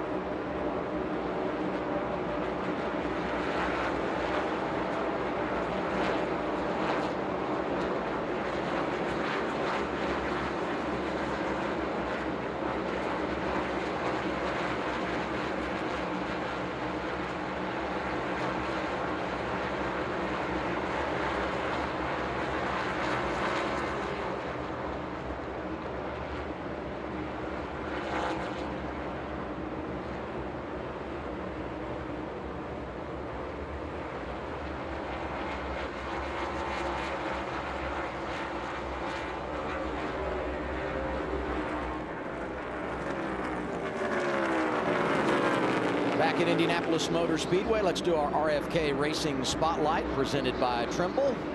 Chris Buescher, best of the bunch, running 6th right now, and in a really good spot when you look at the overall strategy and how we would score this thing. Brad Keselowski, top 20, won the race here in 2018. We talked about Ryan Preece, a lap down, but he's the first car in the 1 lap down category right now, so should we get a caution, he could get back on the lead lap. Yeah, the lead's a little bit tight right up here at the front with Byron in the 2 of Cindric. And there's a lot of traffic in front of them. And so while we've talked about the dirty air and how challenging that can be for Byron, this 2 car that's the leader as he starts to close the gap on Ty Dillon right there in front of him. Ty Dillon's going to race hard. He's got $1 million on the line. Doesn't want to lose a lap, right? Yeah. So he's going to make it really hard for the 2 if he can. And that's going to slow that 2 down and back him up to the nose of that 24 Byron. And Preece is going to go from the other side trying to run the 24 down, right? Because he wants to get it.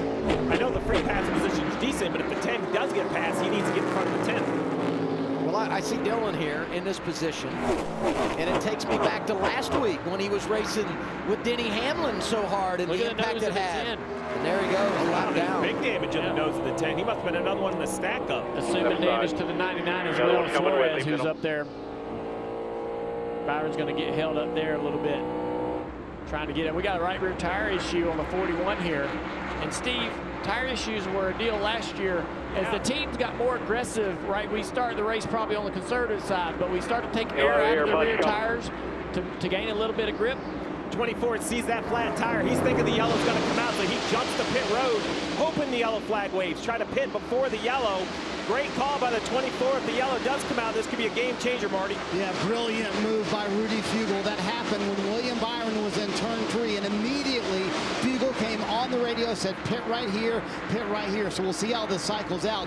The other thing this opens up, hitting here at lap 78 as we see Cole Custer going around the racetrack still, is that now they can make one more stop. If they wanted to, Steve, with 82 to go, William Byron can make it on one more stop in this race. As you see that pit stop going, Custer makes it to pit road. No caution so far, though, for the 24. They tried to catch it. I don't think they're going to. Yeah, Custer able to get back to the pit lane. As you saw it right there, no caution. But Marty, with a great update, they were in the window, so no real penalty, a little bit earlier than they wanted to. Here comes kind of the back of the field. Remember, this 2 car will have to pit under green. I don't think he'll get to the 24. The 24 is on the access road, though. This is going to be pretty close, I think. Off turn 2, we'll get that shot down the back stretch. I think we should be all right on the 24, though. Now the 5 on pit road as well. Here's Larson, Allen. Yeah, Kyle Larson says he's just tight when he gets there in traffic. They've been trying to figure that out. He's pitted twice already today, last time for right side tires and fuel. Kyle Larson is winner here last year, trying to replicate that. Didn't quite have the speed that he wanted in practice, having to start 13th and outside of the top 10, but it looks like a clean stop so far as they move around to the left side, put that can of fuel in there, trying to be in that window and get on the pit road. Oh, look at this stack up right here, though. Denny Hamlin, the 43, the 19. Cost the 11 a bunch of time as they're 2 wide in front of them. Great effort for Denny Hamlin. They spent 7 hours working to get the backup car ready after he crashed the primary yesterday in qualifying. But he has worked his way to the front from the back in a backup car. 2 pit stops, twice they took right side tires. Here's Carson Hocevar, green flag service, Marty. Yeah, Adam, I wonder if Carson Hocevar has ever been happier to get some left side tires, because you mentioned it, back-to-back right side tire stops for this 77 car. So the car is really good, especially way different when he's out front. He's been running in the top 5 here as we watch the traffic on the track again, pitting with 20 to go here in stage 2. Going to be a 4 tire stop for the 77. So now for the 77, same thing, rinse and repeat, clean pit stop, trying to get out in front. Currently, the 2 of Cindric leading the race has got Kyle Larson trapped a lap down. So a caution right now. Larson will get the free pass or even take the wave around. But it's a scary situation. If you Cliff Daniels in the 5, your gamble to pit makes sense. But you're a lap down, which is scary. Yeah, the 77 doesn't. He gets lapped. Doesn't beat the 2 off pit road. You see at the top of your screen there. 21's on pit road, Allen. Yeah, Josh Berry was on that same Penske strategy earlier. He says it's tightened up a bit, but overall it's pretty good. But remember, they're trying to be on that differing strategy that they were on. 2 tires on the right side. We'll see what the full strategy is. Going over 1 can of fuel in the second can. Looks like a clean stop for 21 of Josh Berry, Danielle. Go. Chase Elliott in the 9 team coming in right now, Alan. Pretty happy with the car. Chase Elliott is reporting.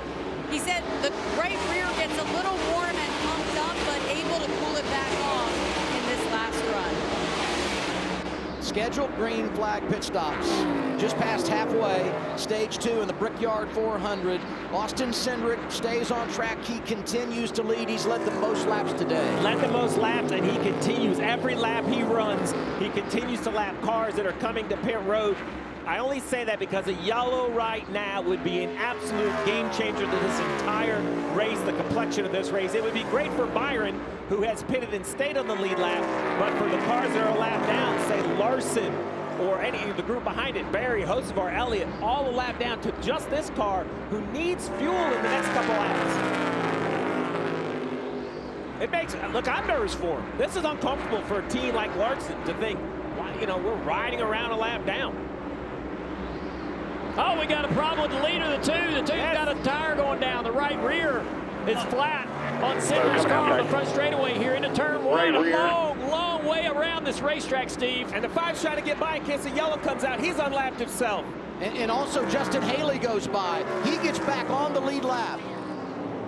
Race leader having problems in the Brickyard 400. It's Austin Cindric.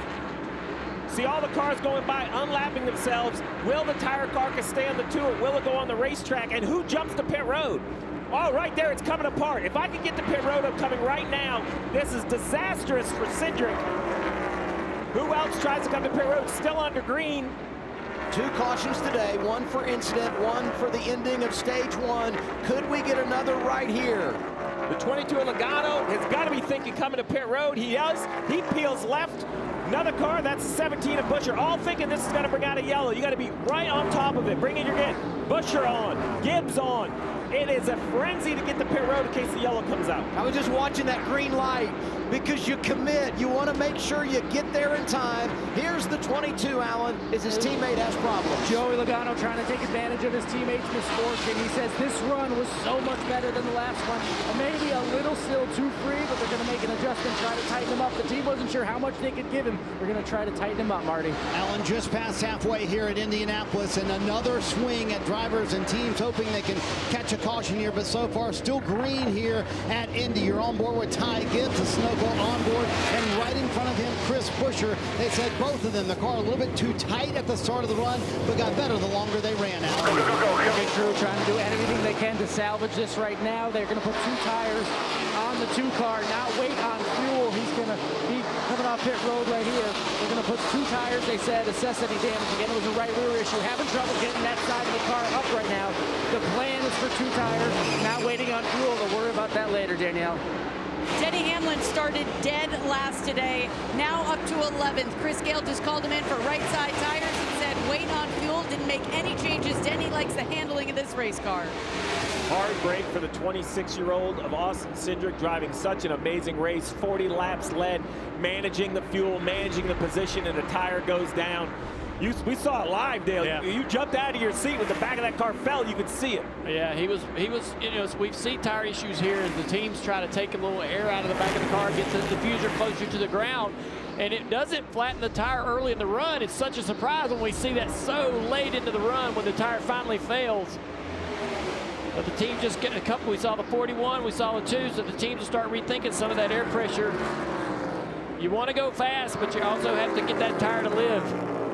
You see in the pylon when these drivers out front made their last pit stop, everything is cycled around.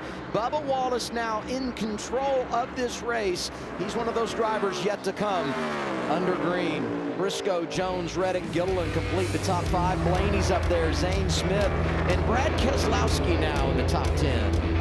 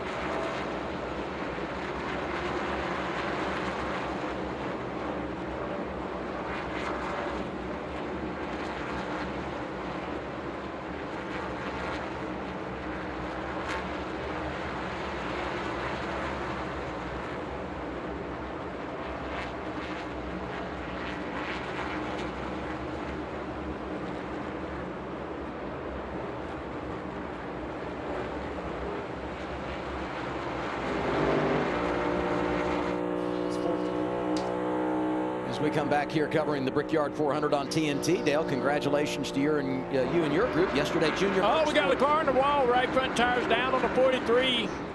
Third caution of the day, second for incident. Trying to give you some praise, and Eric Jones Lord. not cooperating. There's so much going on.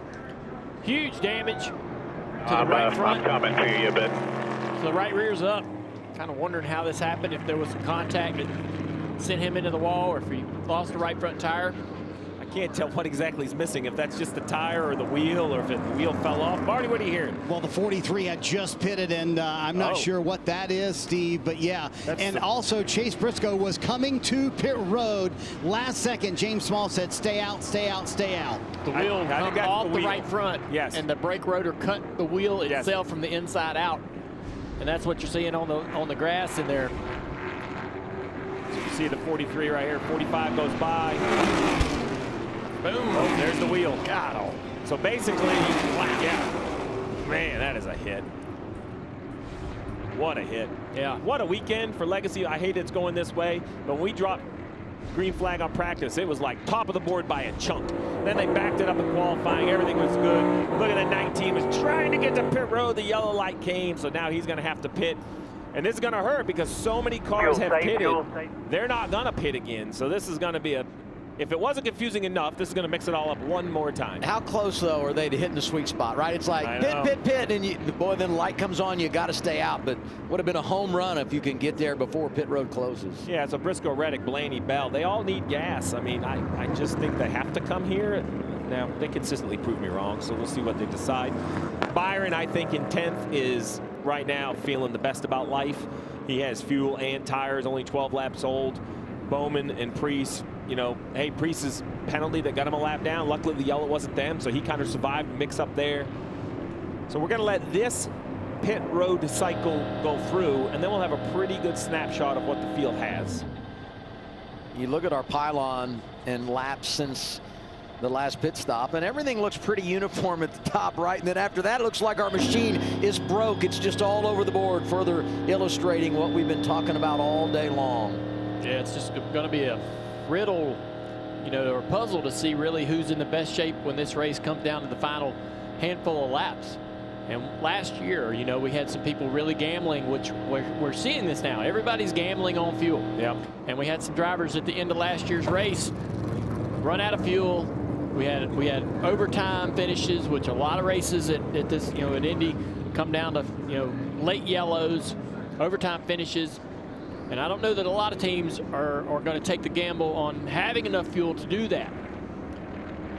This relief lap sponsored by National Debt Relief. When debt hits hard, National Debt Relief gets you back on track. Todd Gilliland back on the lead lap, scored 23rd. And I think it's worth just cleaning up because so much happened on that restart. We kind of saw all the damaged cars as they reappeared, right? So let's think about this. Busch has damage, Kyle Busch. Allmendinger, I'm looking at the cars that are a lap down. Ty Dillon in the in-season challenge had some pretty big hood damage. Cindric had a flat right rear. Suarez has damage. You know, so there's just a lot of damaged cars out there. You wonder if this caution will give them any chance to make it any better. I don't know how much they can improve it. Let's listen to the 11 of Hamlin about their fuel situation. we're good on one more stop to the end of the race. And the goal will be, you know, running to the end of the stage, and then when the stage starts afterwards, the goal will be, got to get going, stretch out the biggest gap we can. All right, so looking at the rundown real quick, leave the pylon kind of how it is. All the 52s are no good. Byron can do it on one stop. Larson can do it on one stop. Hamlin can do it on one stop. Logano, you're starting to see that trend. So it's a great update on the 11 radio. So in my mind, Hamlin is now running like 5th. I know that doesn't look that way, but other guys have to pit. Hamlin can stay out. He's going to end up like 5th, 6th, 7th of the cars that can make it on one more stop. Think about the drivers that you just mentioned. William Byron's won a couple of Daytona 500s. Kyle Larson is a champion. We know what Denny Hamlin has been able to do. Joey Logano has won 3 titles. As we handicap things and look down the road, there are some of those legends of the sport that we talk about that have won here, and some others in line as well. So we got a replay on the stop for the 43 car. Want to look at the right front tire changer. The problem is you can't tighten the nut if the car's on the ground. Let's see what happens here. Yeah, right front off, right front on. Jack gets dropped, and then something makes him go back. No good. Like, if you have to go back and hit it again, the car has to be jacked up, as Dale pointed out. So it's a 15 or 16-second pit stop. They're waiting on fuel. That's just, a lot of teams run open mics where you can just say, hey, wait, jack it back up. And this is what happens. Wheel loose. Oh. Hold the brake here. Hold the brake, hold the brake, hold the brake, hold the brake. Man, what a hit. Yeah, 9 times out of 10, he's talking about it. 9 times out of 10, if you try to tighten the lug with the tire on the ground, it will not engage and lock the locker. Yeah, it just doesn't tighten up enough the way that, it's just that single lug. NASCAR Cup Series racing on TNT is brought to you by Chewy. For life with pets, there's Chewy with everything. Progressive. Save when you bundle motorcycle, RV, and boat insurance. Visit progressive.com. And by PNC Bank. Brilliantly boring since 1865. Under caution for the 3rd time today in the Brickyard 400. Inside of 10 laps to go, stage 2. We've crossed the halfway point in this crown jewel race. The strategy has been a moving target and still anybody's guess what the stretch run will look like here in Indy. What I love is going to talk about all this fuel and all these different things, and that's what's going to set the field for the final sprint to the finish. And then they take the gloves off and just stand there and just keep punching each other in the nose for the last 20 laps. That's what it looked like last year. I expect this to look no different today. And it's hard to not have tunnel vision on winning the Brickyard because of everything that this race means, but it is the final race, in-season challenge, $1 million on the line. Right now, advantage Ty Gibbs. Yeah, Ty Gibbs is 21st. And then Ty Dillon has a nose damage, and he's a lap down. Things are just getting tougher and tougher for this 10 team. We'll see how much they can repair it under this yellow. And how much Gibbs changes his strategy. Like, do you not engage to win $1 million? Like, that's a tough choice. At this point, I think the 54 is going to have some issue, some pretty catastrophic issue to their day, right, to give this 10 car a chance to finish. So, ahead. all right, so if you're Ty Gibbs, do you want to know this? I think you know it, the way the car drives. No, I'm saying if you're Ty Gibbs, do I tell you, hey, Ty Dillon has big problems, so you can limit your risk? Yeah. Like on the other side of that? No. Or do you like I not mean, want to know? He kind of he knows what it is. He can look out the windshield and kind of add it all up in his mind. Yeah. Once again, a split at the front, a bunch of cars needing fuel. Blaney, just to confuse us all more, is going to jump onto another strategy. Adam, we'll let you cover that after these pit stops. I'll just explain it. Give me 12 seconds for the 12 car, and I'll put it right out there for you. How about the interesting move there, Adam, with Ryan Blaney staying out? They have not pitted since lap 52 for Ryan Blaney. They stay on the racetrack. Meanwhile, Tyler Reddick following Chase Briscoe down pit road. He, too, a little bit of damage on that restart accident earlier, and he said it's just not the same car since that damage happened. He said the car just not as usable as it was earlier in the race. Chase Briscoe and James Small, man, they've caught the fortunate caution so many times this year. Pocono, Chicago come to mind today. They do not get that break. He said, I need to be freer on the front end of the run. Waiting on fuel here under caution, Chase Briscoe, and leaving. James Small said we're going to restart about 12th to 15th now in a lot of traffic. Big run coming your way to end stage 2. And Ryan Blaney stayed out there. You're watching the Brickyard 400, presented by PPG.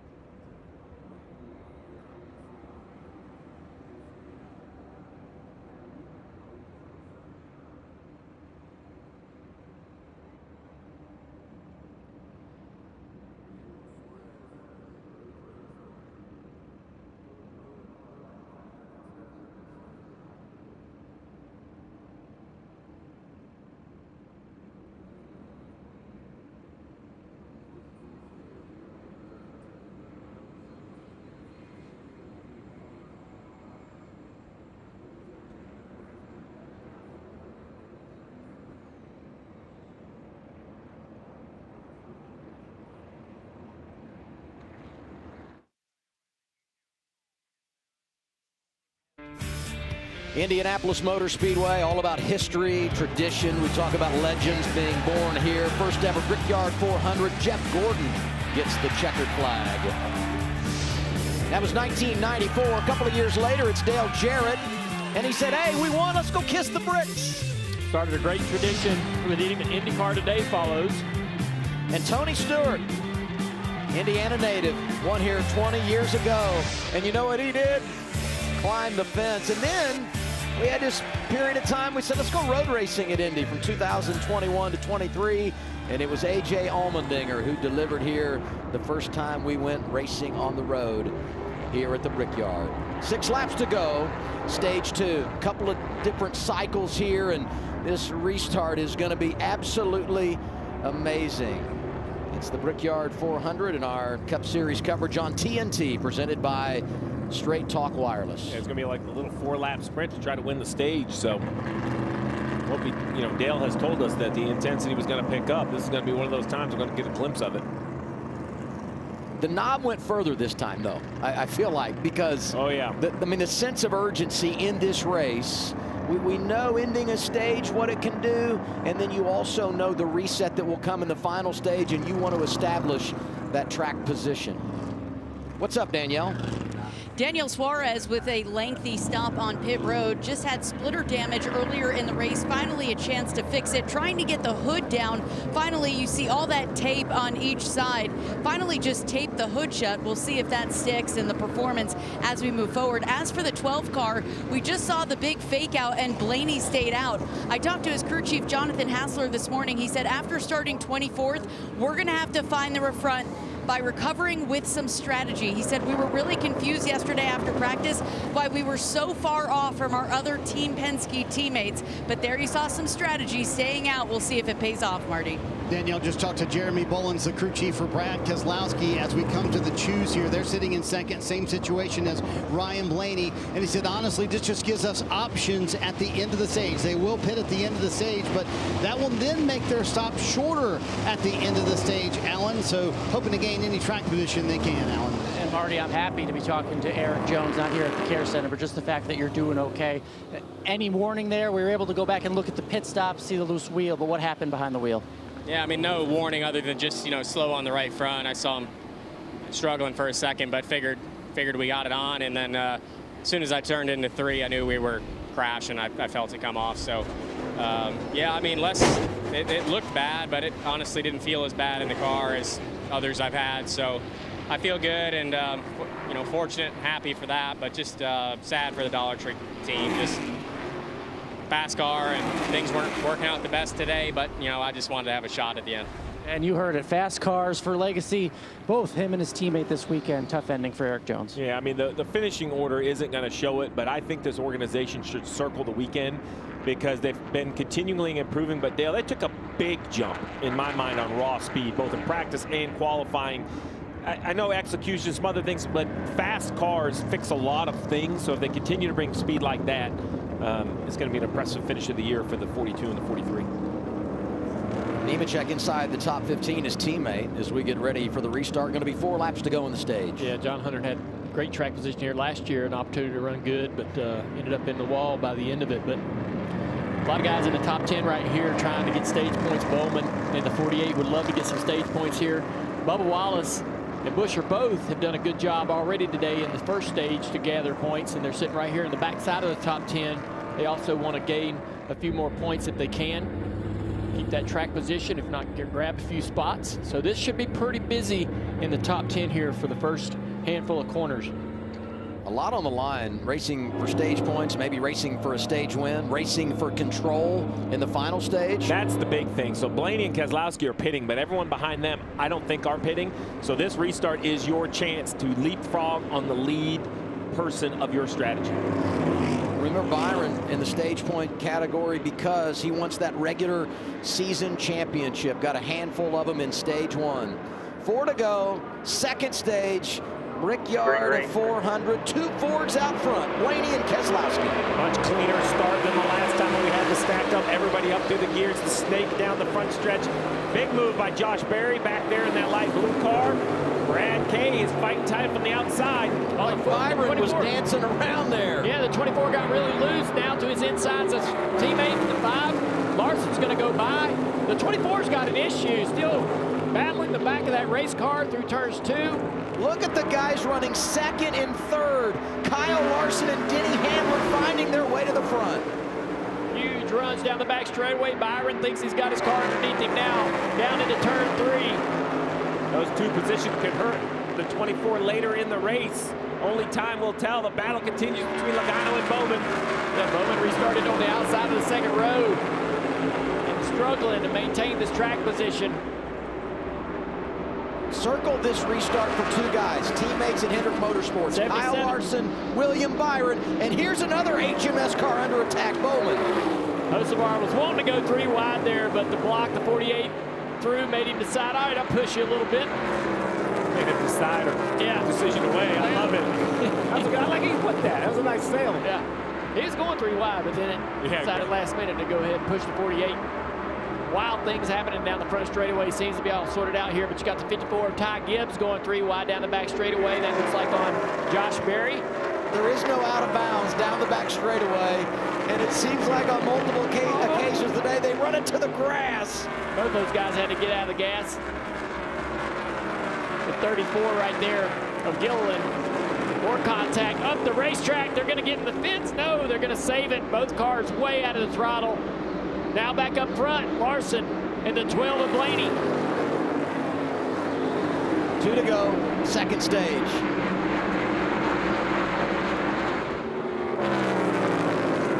Larson's going to try to put a run together. Takes about a lap or so to kind of develop and set it all up to be able to have the run you need at the end of the back straightaway or the front straightaway. Obviously not in position to do it here. Anyway, to the inside here. Byron says, all right, I'll go to the outside. He's not going to make the pass there. Denny knows that, so that's why Denny gives him the outside. He's like, I know you can't pass me around the outside. Now does the 5 have the run down the front straightaway? These were the 2 that were at the front on that big restart last year. When Keselowski ran out of gas, came to pit road, Larson pulled up. It was Blaney that was the control car, but Larson got the jump, got the lead, eventually won the race. They're 1-2 right now, final lap of the stage. Larson tries to put together momentum off of turn 2. Blaney blocking, actually trying to break the draft more than anything down the back straightaway, doing the big snake.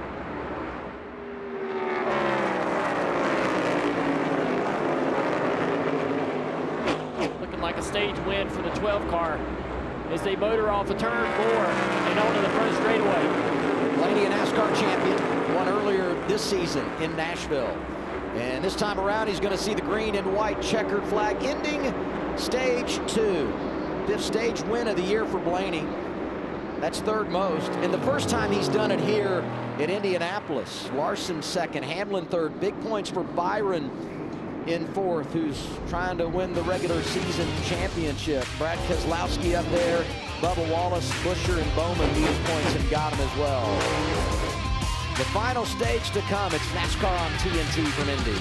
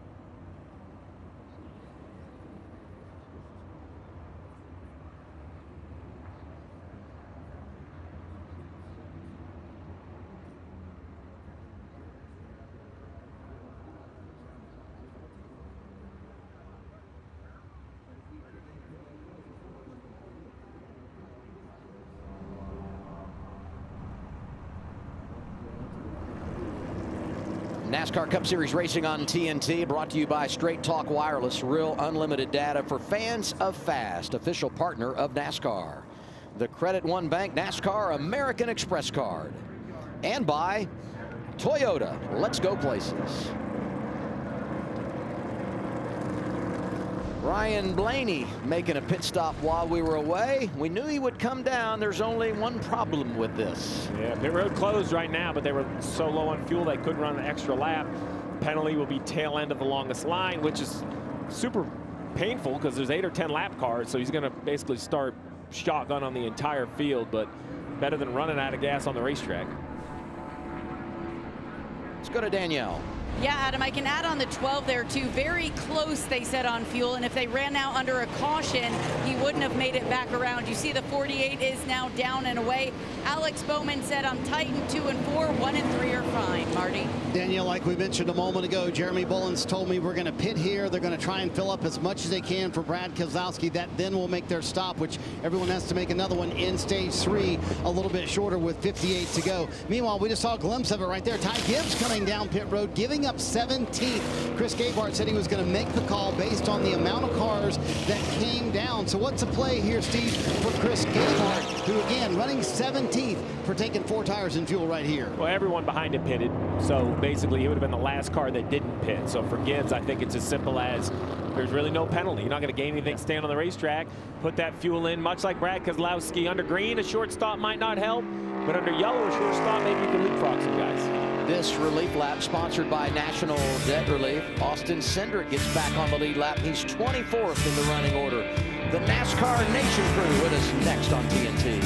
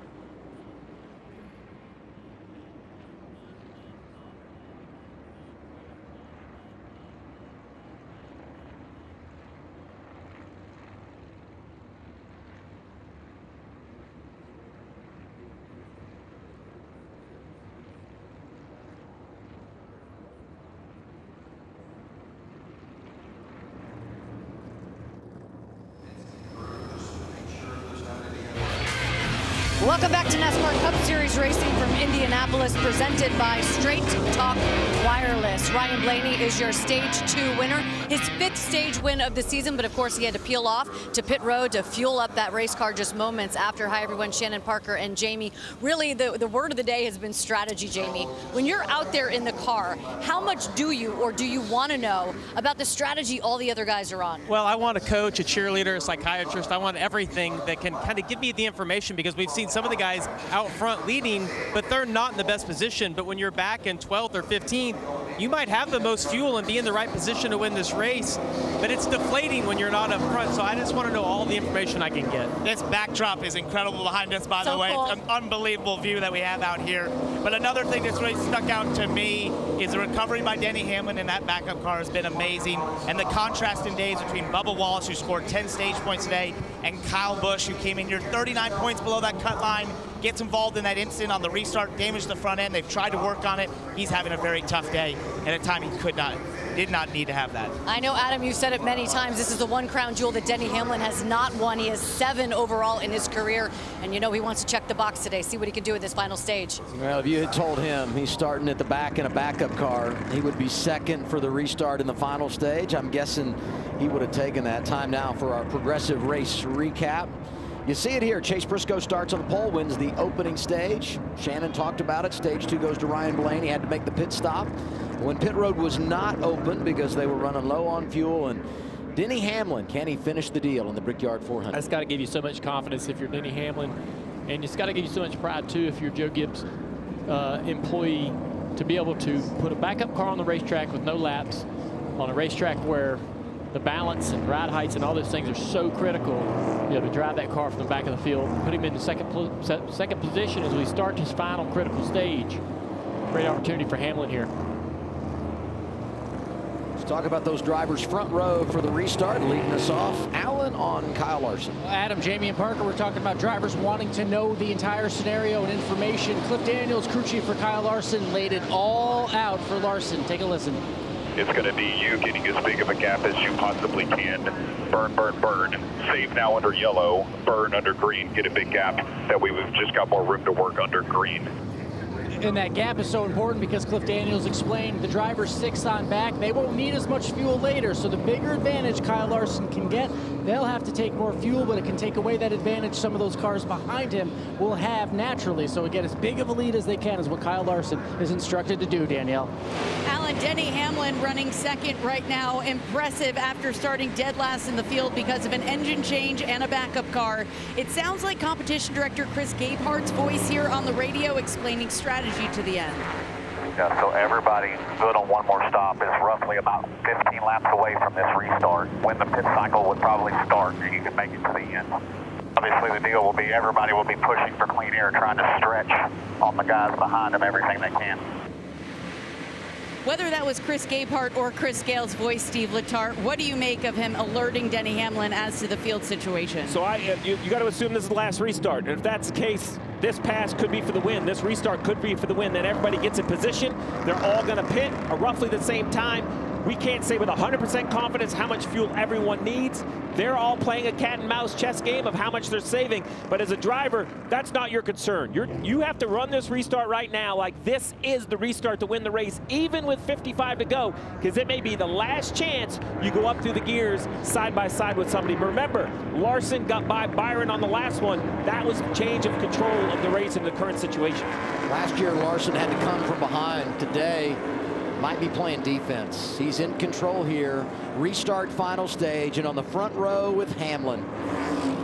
2 drivers that know how to deliver in big time situations. Final run, Brickyard 400. Green, green. Green again at Indianapolis.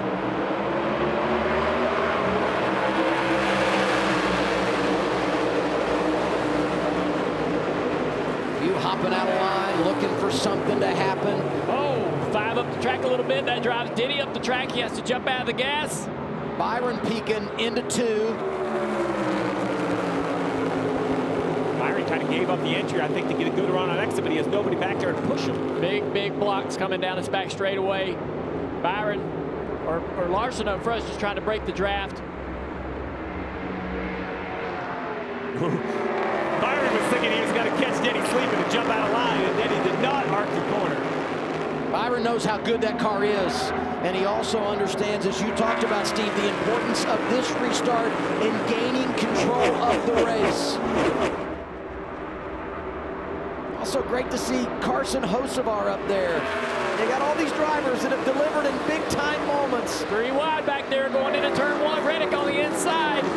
Briscoe up high in the 3rd groove. Remember, Reddick thought he had damage earlier. Marty Snyder told us it looked to me like that 45 car has pace. Briscoe's still under attack, cannot get to the bottom. He's trying to battle on the outside of Priest right here. He's lost 2 spots, doesn't want to lose a 3rd.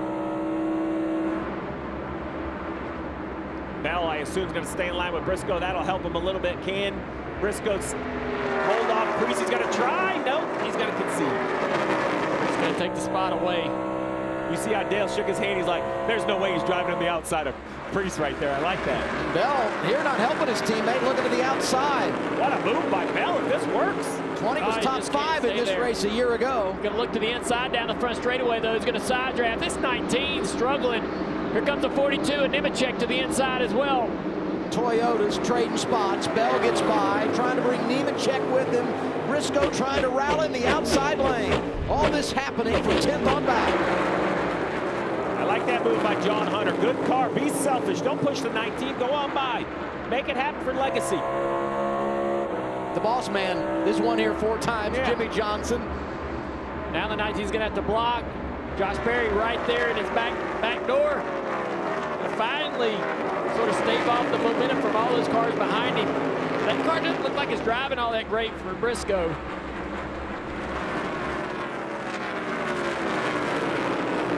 Got to give some credit to Josh Berry as well. This has not been a good place for him. 2 starts here, 1 in Xfinity, 1 in Cup. Both times he had problems, recorded a DNF. Big crash here last year in the Brickyard 400, but they're hanging in today, riding 13th. And behind him, an Indiana guy from Littleback, Indiana, Justin Haley, having a good day, solidly in the top 15. Yeah, back up front, Larson comfortably ahead of Hamlin, Byron, Hocevar, Logano. Everybody pretty much hammered down right here. Yeah, fastest lap of the race, lap 108 for Denny Hamlin, though, back in 2nd, so just a lap ago.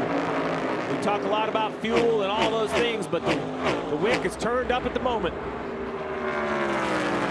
It just puts a big smile on my face when these 2 are at the front. 7 times they finished 1-2, Hamlin and Larson. And here they are on the biggest stage. And some big pit stops coming. When will they make that stop under green? Stay with us. It's the Brickyard 400. You're watching NASCAR on TNT.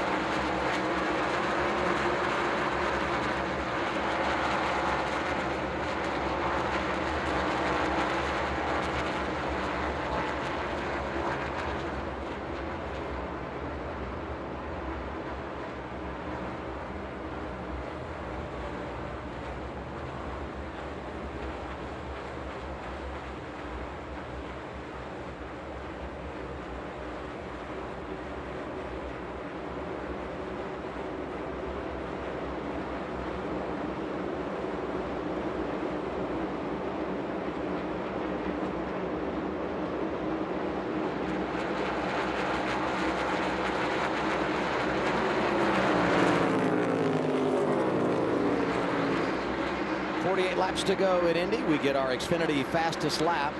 What did Cliff Daniels tell Kyle Larson? Run and hide. And here you see it. He's got the fastest lap of the day. It came at lap 109. Right behind him there, Denny Hamlin and Levitt trying to keep the pressure on. And Byron as well, still all right there together as they go through turns 3 and 4.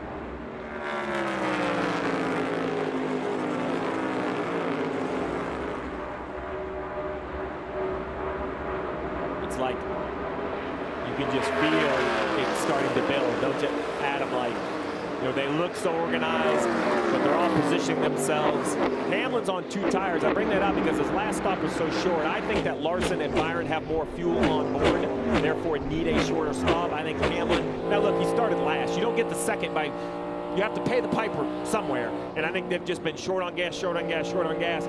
It'll all work out if they can get it stretched out, but this cycle of green flag pit stops is going to be huge. Now look, this could be the race, or we could have a wreck fest and then have a bunch of cautions and restarts. We've seen that here before as well, but you got to assume the cycle is where you're going to make the time. Yeah, kind of looking back in the field here, the 88 SVG running in 17.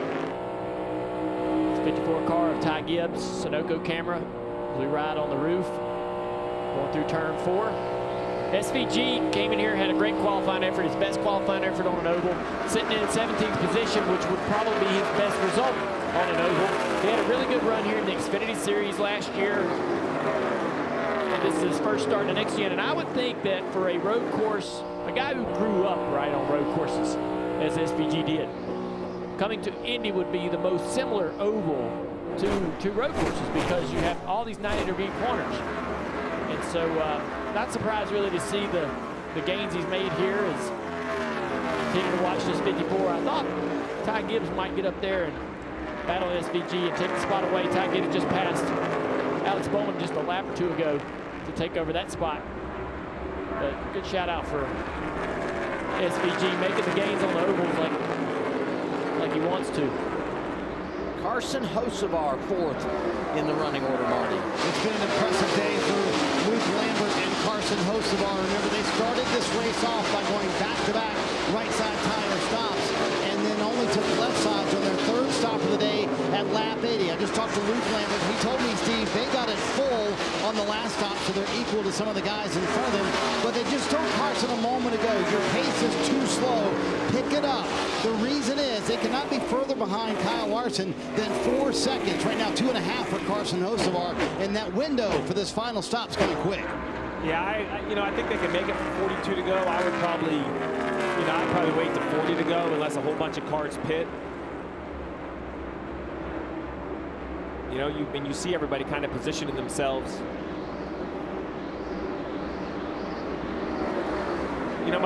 My point about not being so concerned, unlike a road course, is just I don't think we're going to have a wave of cars. Barry's the first guy to come pit road. This is a little bit of a big gamble from further back in the field, hoping he gets a little lucky. Now, he'll probably lose a lap from where he pitted from on the racetrack. We'll have to see that, depending on how long the pit stop is.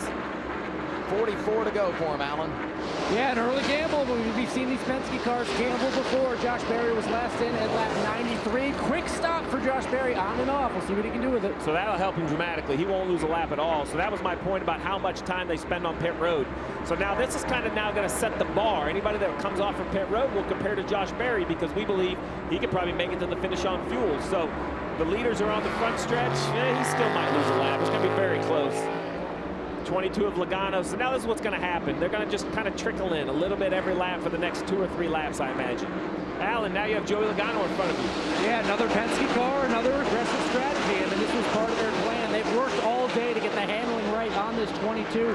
Feels is pretty neutral, which is probably about the best he says it's been all day. Long drive down pit road, just waiting for him to get there. We'll see what he does on tires. But again, another one. He won't need as much fuel as the rest of the field. They got 2 right side tires on. Waiting a while. He's on and off. Now let's see what the leaders do. I think they're in the window. 42 to go. I think you're going to have to hit pit road. Larson, Hamlin, and Byron. One of these 3 is going to pit. They just can't stay on the racetrack. These 2 go to the wall. How about Byron in 3rd? Does Byron peel off? He does. Byron peels to the left. You see him top right of your screen. William Byron onto pit road. Here it is. The big move for the 24. One of the first leaders on pit road will check his stop. Remember, upper left Upper left is the track map. We're looking at that 5. The dark blue dot is the 5. That is the race leader. That's who you want to compare Byron to off pit road. But the most important thing for Byron here is clean stop, no mistakes, must be full of fuel, Marty. Trying to get the 12th Brickyard 400 win for Hendrick Motorsports. William Byron has been in the game as a top 3 car all day long, but not quite as good as some of those leaders. They're going to come down pit road here with 42 to go. As you mentioned, see, inside of their window, William Byron said, I'm a little too tight, rolling, now waiting on fuel to make sure they're good to go to the end. Chase Briscoe coming down pit road as well with that pit stall #1, dominating the race early on, but his car a little bit too tight here in the second half of the race. He pitted from 20th position. Briscoe started on the pole, won a stage, has led 34 laps today. Briscoe's going to have a hard time beating this 5 car down the back straightaway, but I think he might do it. There you see the 19 up off of turn 2. Here's the 23 coming on the pit road. How about Bubba Wallace, Marty? Yeah, he said, I just need to be a little bit freer, especially in turns 1 and 2 for Bubba Wallace. 41 to go, bringing him down pit road, and it is a scorcher in Indianapolis today. Earlier on, he asked for an extra water bottle in the car as well, and just right sides and waiting on the fuel for Bubba Wallace, Alan. And Austin Cindric got himself back on the lead lap, and he's been running well. Remember, this is a driver that led a bunch of laps so far earlier, but had that right rear issue on the racetrack that cost him the lead, potentially the race win. Austin Cindric on pit road for his last fuel stop.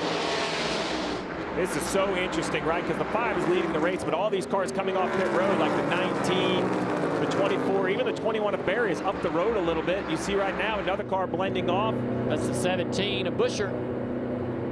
Ty Gibbs making a stop. Got to execute here when you think about in-season challenge, Marty. Looks like it'll be $1 million day for Ty Gibbs, but still, in terms of the race performance, not what they expected today for this 54 car. Had terrific speed in practice yesterday. Just been struggling with the handling of the car, especially here in the second half of the race. Chris Gabehart bringing his driver down pit road with 40 laps to go, and still a number of cars that have not made that final stop. When do they make the move to pit road? Kyle Larson coming down. Denny Hamlin. They're going to do it with 40 laps to go. You have to execute. Here's the 11, Danielle.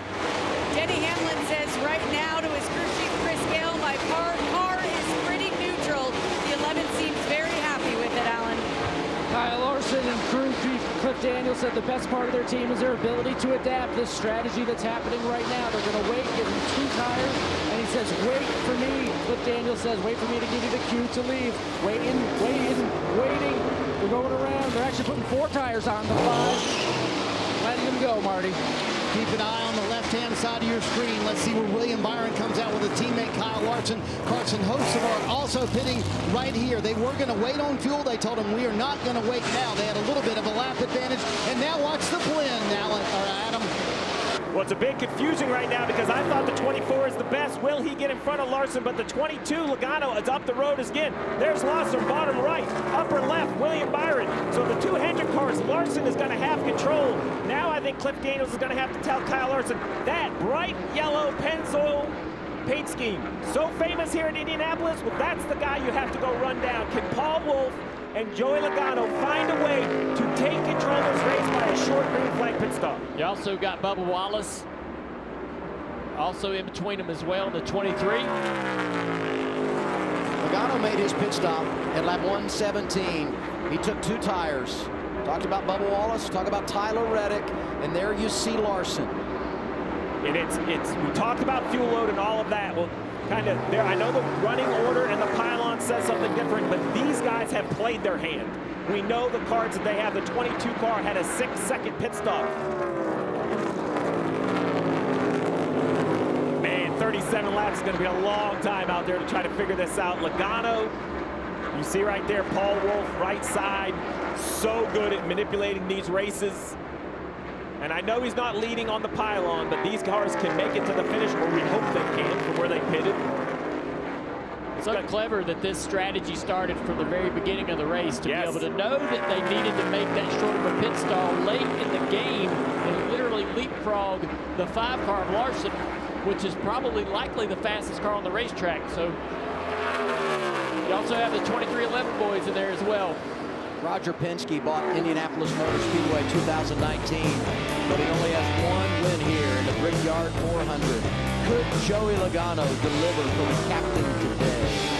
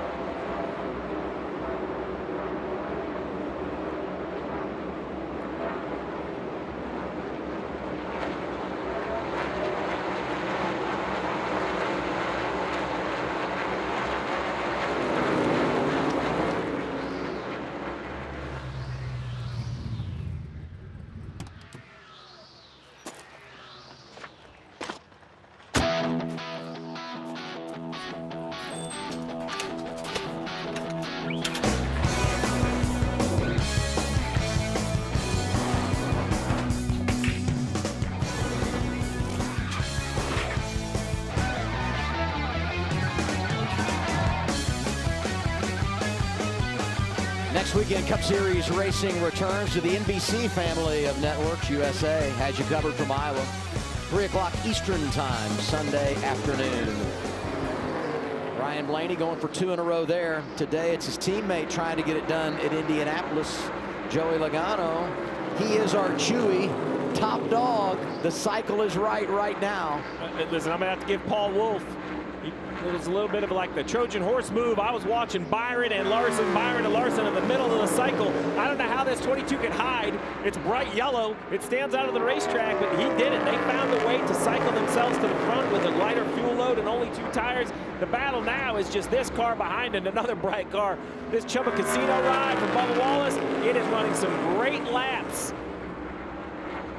Alan, what about the driver behind the wheel of the 22? Well, they're telling him to go hard right now. They have not told him to start saving fuel or anything. They wanted this cycle to play itself out. That's the only instruction on the radio. Again, pretty early, pretty aggressive on this fuel strategy call, but they're saying right now, we can go hard with it, Marty. Alan, they've reminded Bubba Wallace a couple of times you have a tire advantage over the 22, and there's still 32 laps to go in this race, and you might be in a better fuel position than him as well. I just asked Charles tonight, are you good to the end of the race? He said yes. I said, are you good for overtime? He said, that I don't know. So it's tight to make it to the end. Still a long way to go. 31 laps at Indianapolis. That's, I think, the gamble that the 22, 23, and the 45 have taken. They are going to leapfrog the 5 on the racetrack but they won't have the luxury of overtime fuel. So, you know, they might be able to save a little gas if they can get comfortable at the end of this run to be able to start backpedaling a little bit. But the 23 is going to keep the pressure on Logano. Bubba Wallace is going to keep that 22 burning that fuel. Another thing to think about, too, is there's no better defender in the series than the 22 of Logano. If he can mash the gas and not run out of fuel, I don't see how you get around this yellow Pennzoil car. Yeah, it's been a master class of managing these fuel situations. We're focused on us because Haley, Keselowski, Gilliland, Blaney, and Catherine Legg, the top 5 cars on the pylon, all still need a pit stop. That's why we're focusing on Logano. Let's listen into the 5 radio. 22 is good on fuel.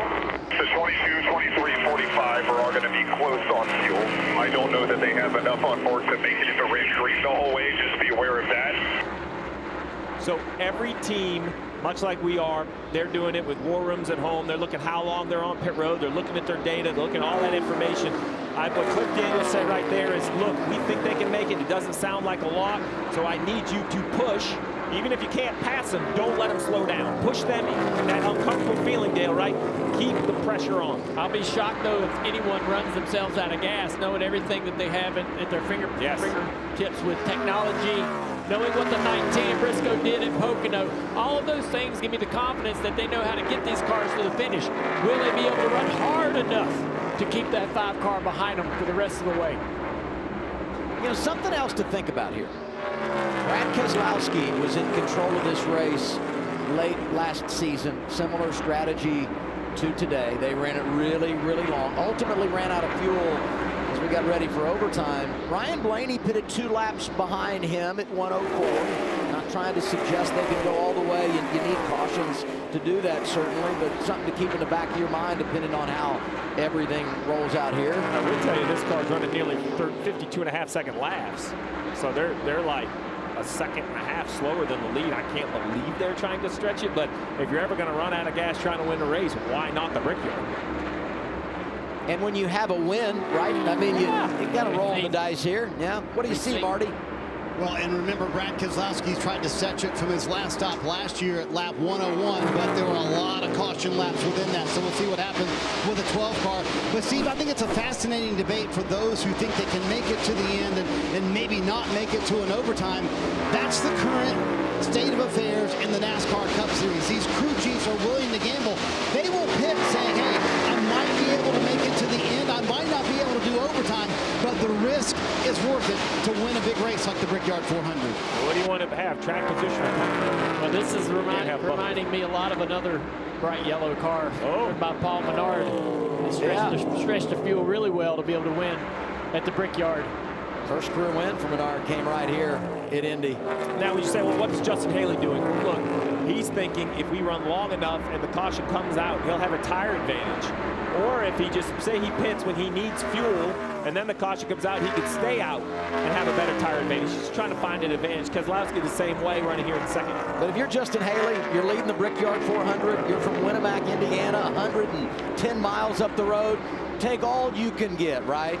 Gainbridge, a big partner of Spire. Absolutely. Here, so there's a lot of good reasons to be out front. Todd Gilliland, same thing. His car's probably never driven as good as right here at third. He's like, this is what the leaders drive like. Man, these things drive good in cleaner air. This track's been great for him. Top 10 here last year, and his best run ever in a Cup car came here on the road course, his rookie campaign 2022. Better than the crossings. You told me you need a whole dozen of golf balls after Friday afternoon. Oh, look at this. 22, right rear down. Dale, you talk about getting aggressive. The race leader. Well, technically not the race leader, but the leader on fuel has now had a flat right rear tire. Another Penske car as well. Man. Cindric earlier was leading, and now the guy that was the leader in the cycle once everything came through, Joey Logano, tire problem, under green, 26 laps to go. And this is going to hand control of the fuel, I'll call them sufficient cars, to Wallace and Reddick, 23-11, now leading the group. Here's the 3-time champion making his pit stop, Alan. And not much on the radio from Joey Logano, just waiting to nurse the 22 all the way down. Similar issue, remember, with Austin Cindric, his teammate. They said it may have been an air pressure issue, too low on the right rear. We'll see what it does here. In his box, they're going to call 2 tires right now, assess the damage, and see what they can do on the 22 car to get them back out there. You also know that they're running as hard as they can run, or as hard as they've ran all day long, really putting the stresses, putting the tires through all of the stresses and pressures more than they have all day long. And same thing down this long back straightaway, multiple laps on the tires. And there's the failure, and Bubba Wallace sees it. He's trying to get out from behind the 22 as quickly as possible. He doesn't want anything going through the radiator of that car. Brad, I got no power. Oh, no. Will be able to get it fired up or no? Looks like he's able to get it going. No power. I got no power. No power on the 22, and now he's far enough out of the pit box. Now does this generate a caution? It could, where he's sitting on pit road. Yeah, I mean, he's sitting right in the middle of pit road. Well, the team's coming now. They can push him back into the stall. Yeah. Starting to hear Brad Keselowski could make his pit stop, and you saw the crew gesturing as if they just want to get him pushed and get him behind the wall, maybe.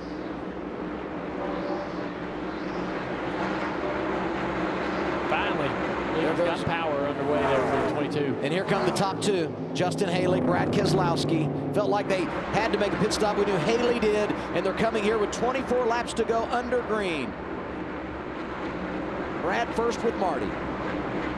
Boy, that looked like it was going to be the caution Brad Keselowski was hoping for. They did get to pit road, still no caution, so several teams are trying to take that gamble today. 23 to go for Keselowski, who twice here in the last 2 years has come close to being in a position to maybe win the Brickyard 400, but he'll have to pit for the final time here with 23 laps to go for Brad Keselowski, just right sides only, but enough fuel to make it to the end. This cycles Ryan Blaney to the race lead. So I'm interested because this 12 car knows that that could have been a caution. So the fact that Blaney stayed on the racetrack tells me 30 seconds up the road.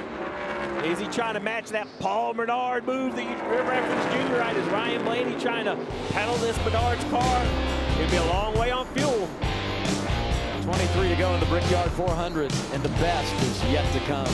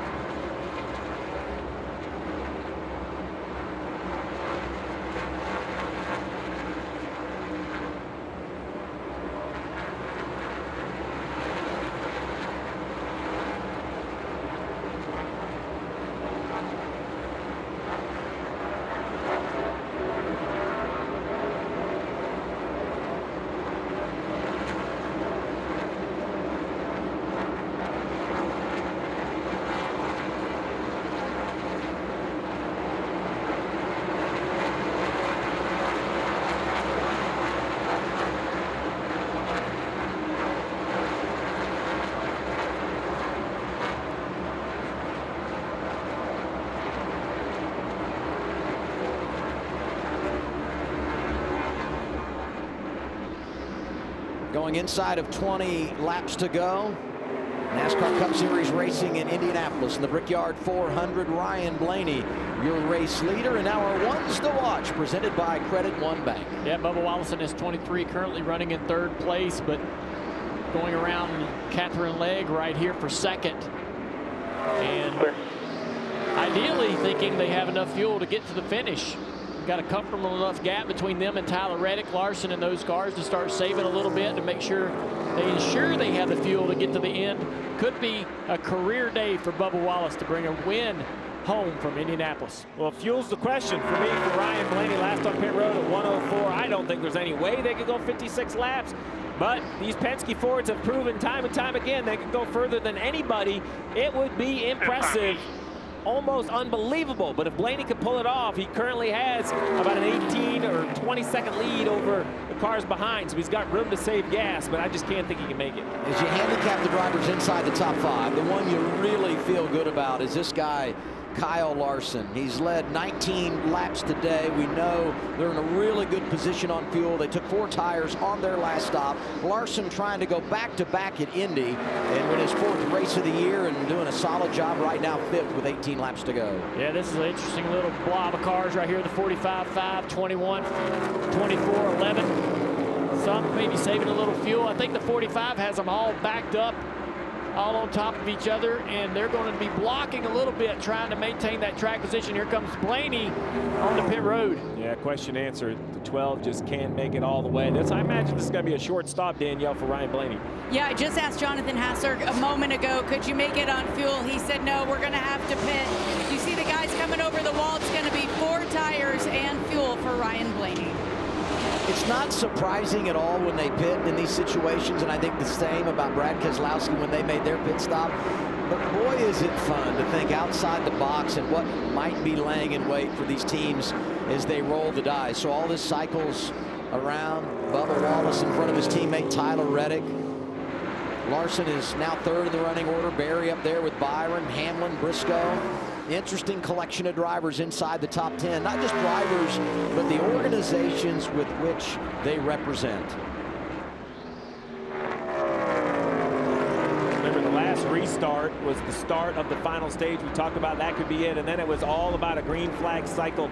Really, all the leaders did a really nice job, but you got to hand it to the 2311 strategy. Bubba Wallace doing his job. But look at this pit crew right here, all on the line. Didn't need a lot of fuel. A quick right side. The fuel man, he's a difference maker, right? How long it takes him to plug that can in. They had to wait on fuel a little bit, but not as long to take 4 tires. Look at this mess on the racetrack. But that was the move of the race for Bubba Wallace. But now that we have Larson to 2nd, we're getting ready to see how much pace that 23 car has, because Larson's going to be ears pinned back. He's going to be on go. You almost get the feeling that he just got turned loose. You know what I'm Yes, saying? Like, just like last year. Because last year, they were 23rd with 30 laps to go. But he knew he was good. And you love a driver like Larson on the offense. 17 blocking down here, Busher. Blocking the 77. Brad Keselowski with a run right to the back bumper. That's going to cost him a little speed. The 42's there.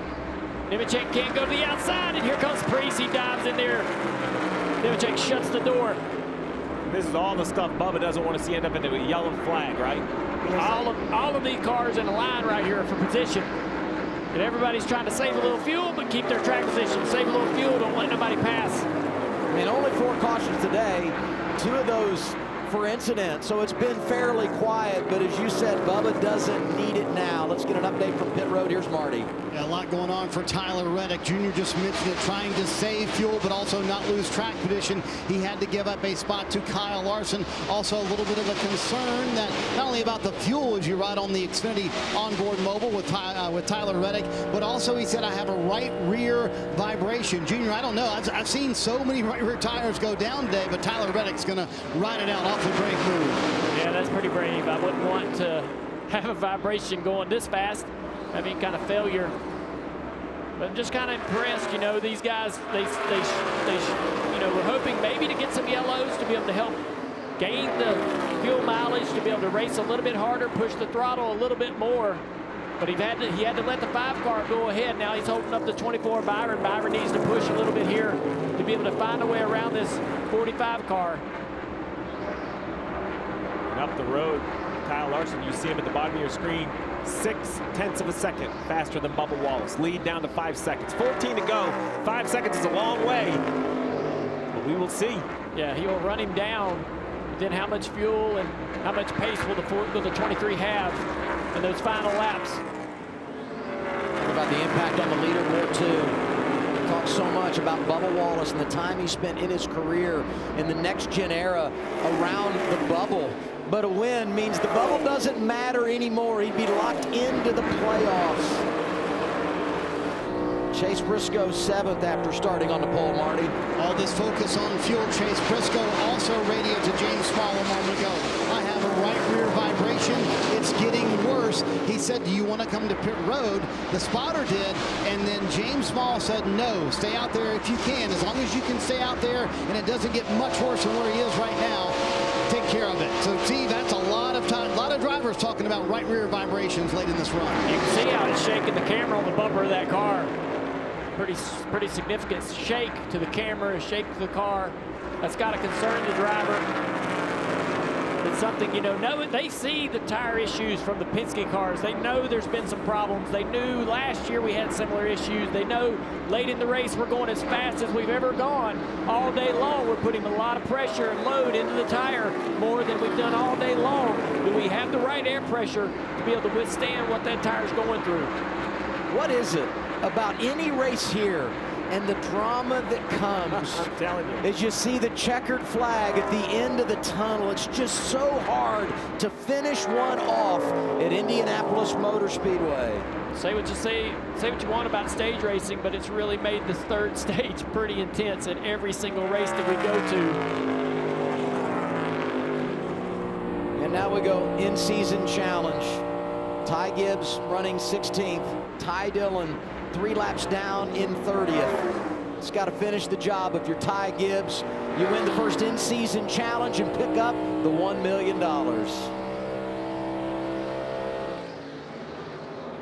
Be a good day for Toyota, $1 million and a win in the Brickyard.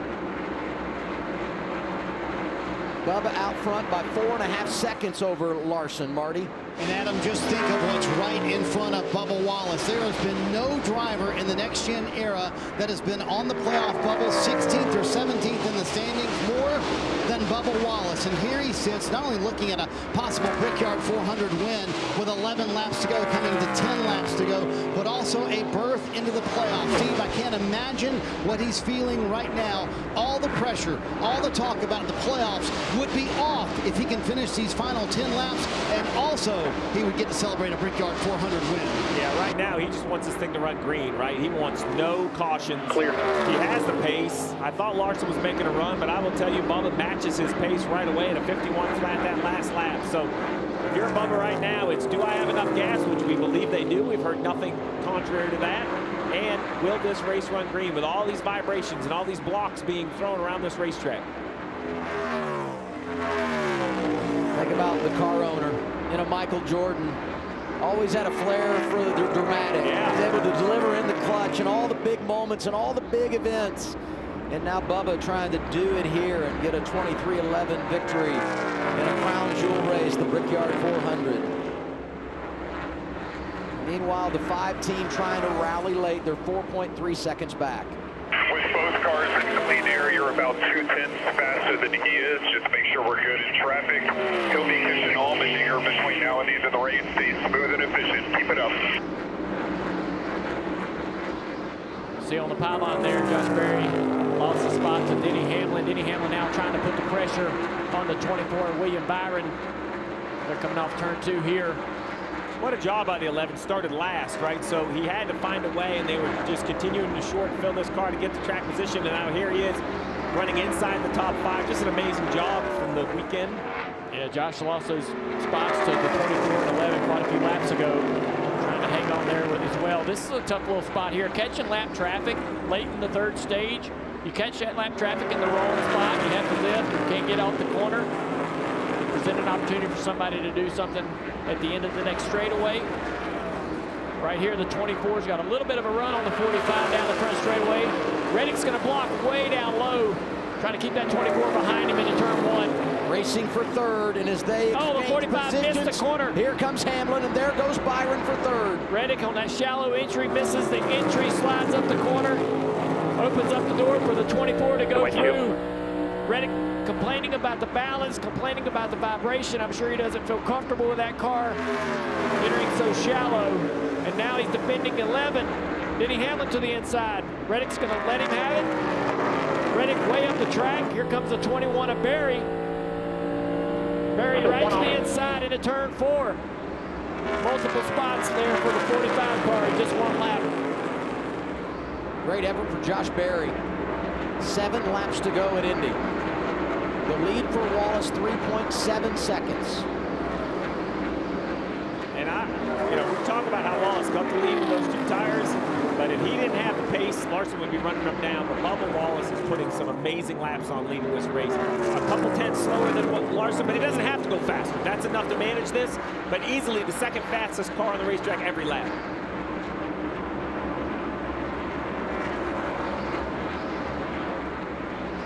Denny Hamlin down the back straightaway.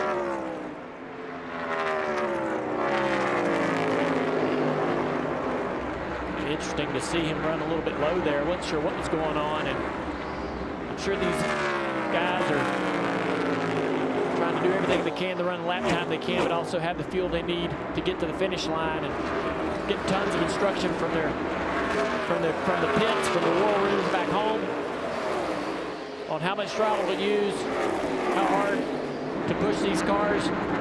Oh, the yellow's out. Caution, wow. 6 laps to go. Wow. Stay hard here, stay hard. Some rain in turn 1, we're being told. Oh, that's unbelievable. You know, the radar's clear, but when there's dark clouds up in the sky, and get such a large racetrack, you get a little bit of rain on one end, none on the other, but that changes everything. That does. 6 laps to go.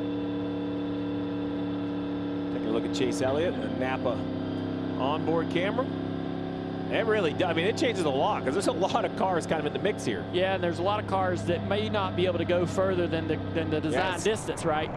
There you see the clouds that kind of pop up here over the top of the racetrack. And Bubba Wallace, I think, is one of those cars that is really tight on how far they can go now. They're probably saving as much as they possibly can right now. But again, to push this car beyond the design distance is going to be asking a lot. I think Larson, Byron, a couple of those cars are comfortable with a green-white checkered or an overtime edition. Bubba said I needed 5 minutes. Just 5 more minutes. And this is exactly what we've seen at Indy year after year after year. This track delivers these late, 2-lap shootouts. We get multiple crashes and things happening on the restarts coming off of turn 2 and so forth that drag us into overtime upon overtime. This relief lap sponsored by National Debt Relief. Catherine Leck back on the lead lap, scored 23rd. Done a really nice job here today, staying in the game. Was in the top 5 for a good while when that cycle was going on under the green flag. She's done a heck of a job running good lap times. 21st driver to compete in the Indianapolis 500 and the Brickyard 400. I think the whole weekend and a large chunk of the race for her is about really understanding the car and the limits of the car and really getting to where she feels comfortable pushing the car. And as we see toward the end of the race, the lap time starts to look really good.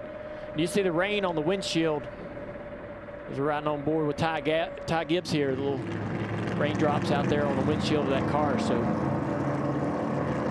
Yeah, and Gibbs with Ty a couple laps down, 3 laps down. I think for Gibbs, I would come and take tires. He's 19th. There's only 22 in the lead laps. I know it sounds crazy, but why not? I think, I don't think tires are a huge advantage, but you don't have a flat, or you don't want to hand the $1 million to Ty Dillon right now. I'd have brand new Goodyears all the way around that 54 for the little sprint to the finish. Yeah, Marty's talked about it a couple of times today. They've not been where they wanted to be on track. Felt like they really had something for the front of the field when you talk about Ty Gibbs, but don't want to turn away an opportunity to win the in-season challenge and pick up that $1 million. Here's Allen. On the pit box for Bubba Wallace, crew chief Charles Denike. Had the big lead, that's been erased. Has he been saving anything? Kyle Larson's been running you guys down. What's the situation right now with Bubba and your car? Yeah, we were in good shape on pace there, and fine on fuel to the end. So right now, just like everybody else, we're trying to save to have a little bit of room for a green-white checker. Bubba's done an incredible job. The Chumba Casino Toyota Camry is really strong out front, and hopefully we get to finish it off here. The scenario's out there. What do you tell your driver? Is there coaching? Is there information he can use? What do you do right now to help him? I don't need to tell him anything right now. He's going for the trophy. That's what we're here for. All right, Bubba Wallace trying to get that Brickyard 400 trophy and hold off the pack behind him.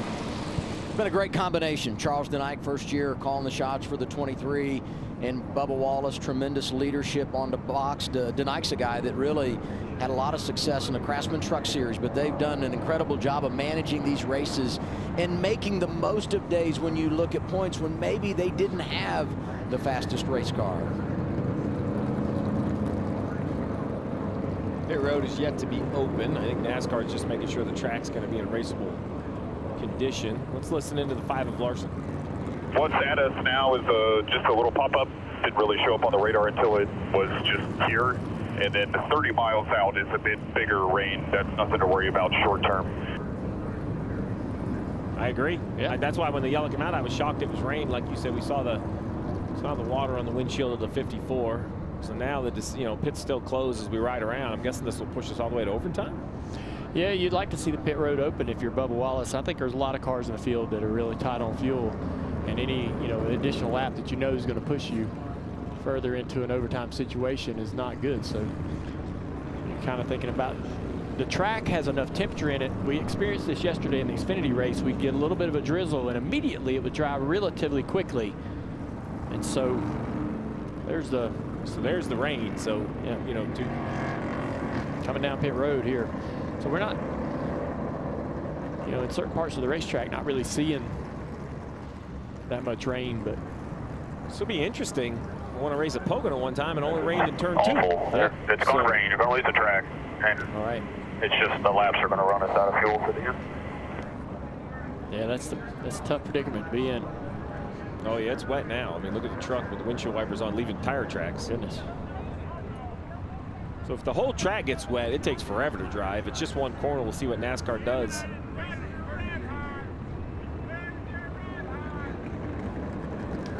Here's Marty Snyder. Yeah, Adam, the drivers were just told we're coming down pit road and stopping as it starts to rain here a little harder on pit road. So Cliff Daniels, good call here by NASCAR to stop the race at this point. Yeah, I mean, I think so. As soon as we started talking, now the rain is coming. So from what we saw, it was going to be a little small cell. Obviously, we'll see what it turns into. I really want to go back green. I think the finish would be exciting. But proud of Kyle, proud of the team, to be in this spot, to be in contention. And, man, it's raining harder now. Yeah, we'll just have to see. If we go back green, where would your advantage be? Do you feel like you have a fuel advantage over the 23? We do, but it's small, and I think everybody in the top, 2 or 3 rows is probably in a very similar position on fuel. So yeah, then it's just a matter of, do you get another attempt at a green-white checkered where you burn fuel on the one? We're definitely good for one attempt, and yeah, hopefully, we can get a good restart and race it out with Bubba. Certainly going to be a fun into the race. I hope we get there. Typical Indianapolis, so much strategy. How hard was this race to keep up with you and your engineers up here? Well, there certainly was a lot going on, and credit to some of those other guys that were full at the end of stage 2, and that let them take rights in a shorter fill under green. Kind of knew that may play out, and to see it happen and have to keep up with it really pushed us. And we're still in position. Definitely a mix of strategies around us. This race always kind of presents that, and now just hoping we get to finish it out. All right, Cliff Daniels watching to see if it's going to stop raining here, and it kind of has stopped here on pit road. And Adam, you can always count on the jet dryers to come right by you when you're doing a crew chief interview, right? It's Murphy's Law, Marty. Exactly. I'll say this, and we were just talking about it right before the caution came out, maybe 10 laps ago, about the drama that seems to always unfold late at Indy and how hard it is to close the deal. And I said it, 5 more minutes of no rain and the race is over, and Bubba Wallace might very well win this thing. And now the total complexion changes. The fans sitting at 3 and 4 still don't know what the yellow's for. I mean, there ain't been a raindrop one at that end of the racetrack. I mean, this was really crazy that just really one end of the track saw the rain.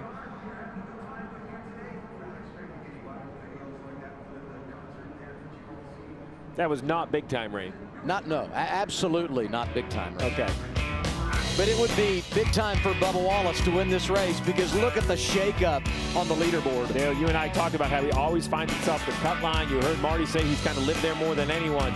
This win would be just a shot in the arm, and it would make that cut line a big gap. But you just have to think there's a potential new winner down the road still. Yeah, feel kind of foolish thinking that winner was going to move Bubba below the cut line.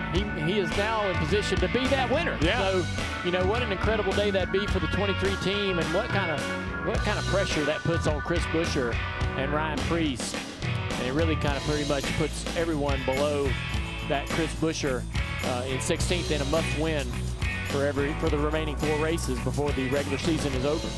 And just think about the schedule. Iowa, a short track. We know how crazy things can get there. Richmond, another short track on the schedule. Watkins Glen has produced some wild finishes. And the regular season finale at the always unpredictable Daytona International Speedway. Red flag is out for rain at Indianapolis. 4 laps to go in the Brickyard 400.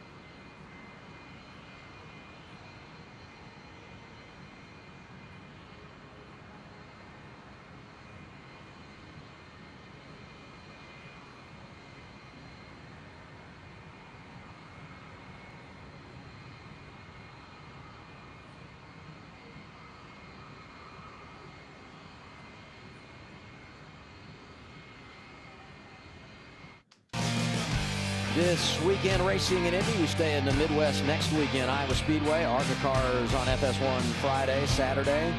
Xfinity practice qualifying, Cup practice qualifying on True TV. The Xfinity race on CW with coverage beginning at 4. And then Sunday, another short track race for these Cup teams. It'll be only 4 races to go to the playoffs. Coverage shifts to USA. You can watch it 3:30 Eastern time. Yeah, it's going to be fun. I can't wait to go back to Iowa. We got to see it for the first time a year ago. Ryan Blaney pulled it off, but I'll tell you, it's a great area of the country. The crowd was unbelievable. It was standing room only around that short track. It was a fun race to cover. Well, we got a chance here and an opportunity to talk to William Byron in the 24 here. Let's see if we can talk to William. Hey, William, it's the guys in the booth. You got us? Residue in here. Smoke. Oh. That sounds serious. I think he's got something going on. Yeah. I might stand by on that. I will. Let me cannonball right into your issue here. Hold on.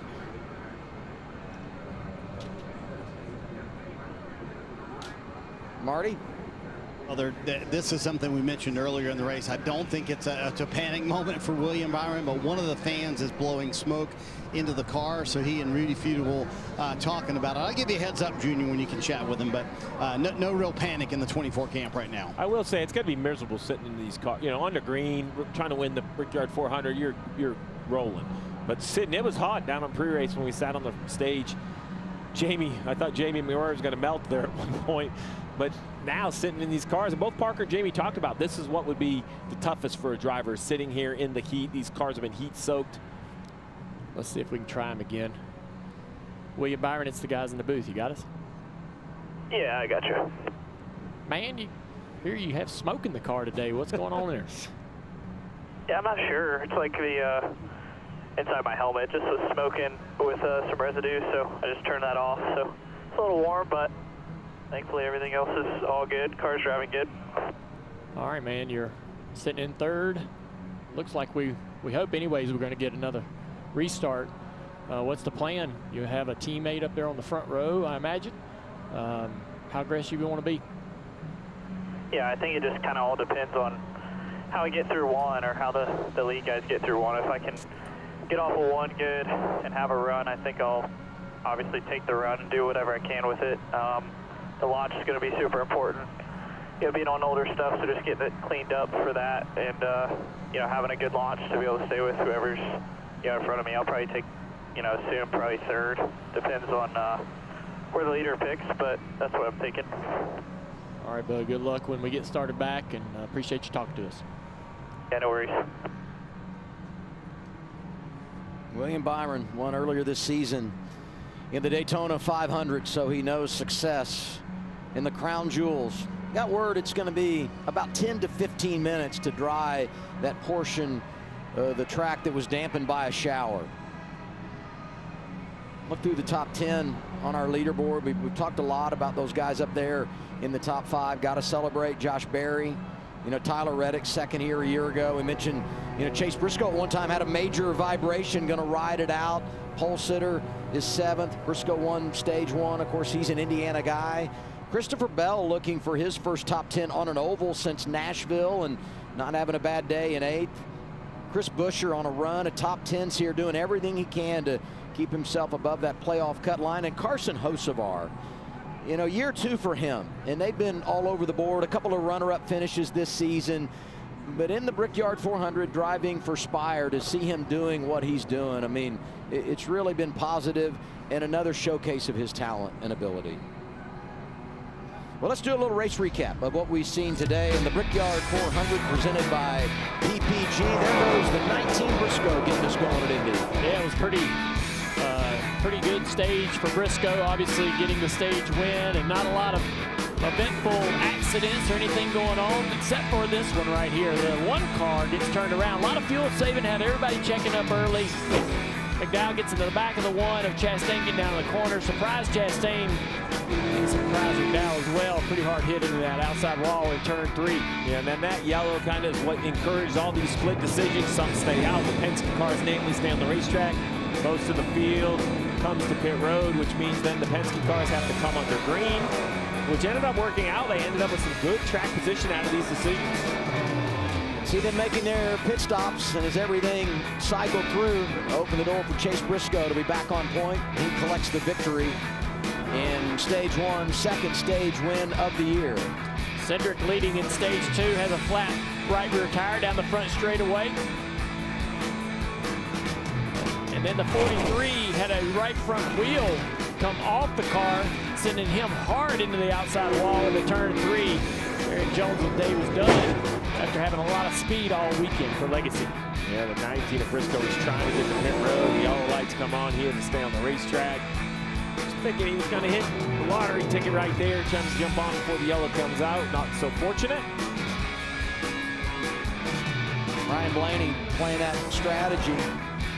And then you go to this restart as everyone's trying to get control. You knew Blaney would have to pit, and look at Larson driving through to jump in front of his teammate, William Byron.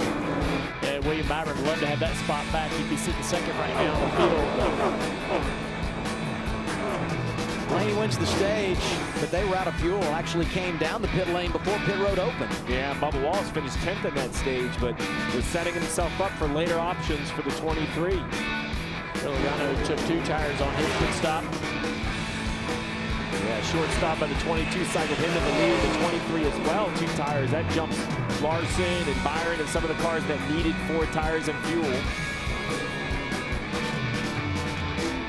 Larson said, I'll take 4 tires. And then the blend, and where is everybody in the running order? It's Logano out there, here comes Bubba, and you watch Larson coming off the pit lane. Yeah, look how close it was with Logano ended up having his issue. It was just a few car lengths between the 23 and the 5.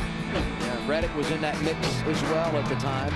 And the 22 has a tire issue as well. Another Penske car with a right rear tire, and then Bubba's sitting in the best spot to be able to avoid this and take the lead and put himself in position to try to win the Brickyard 400.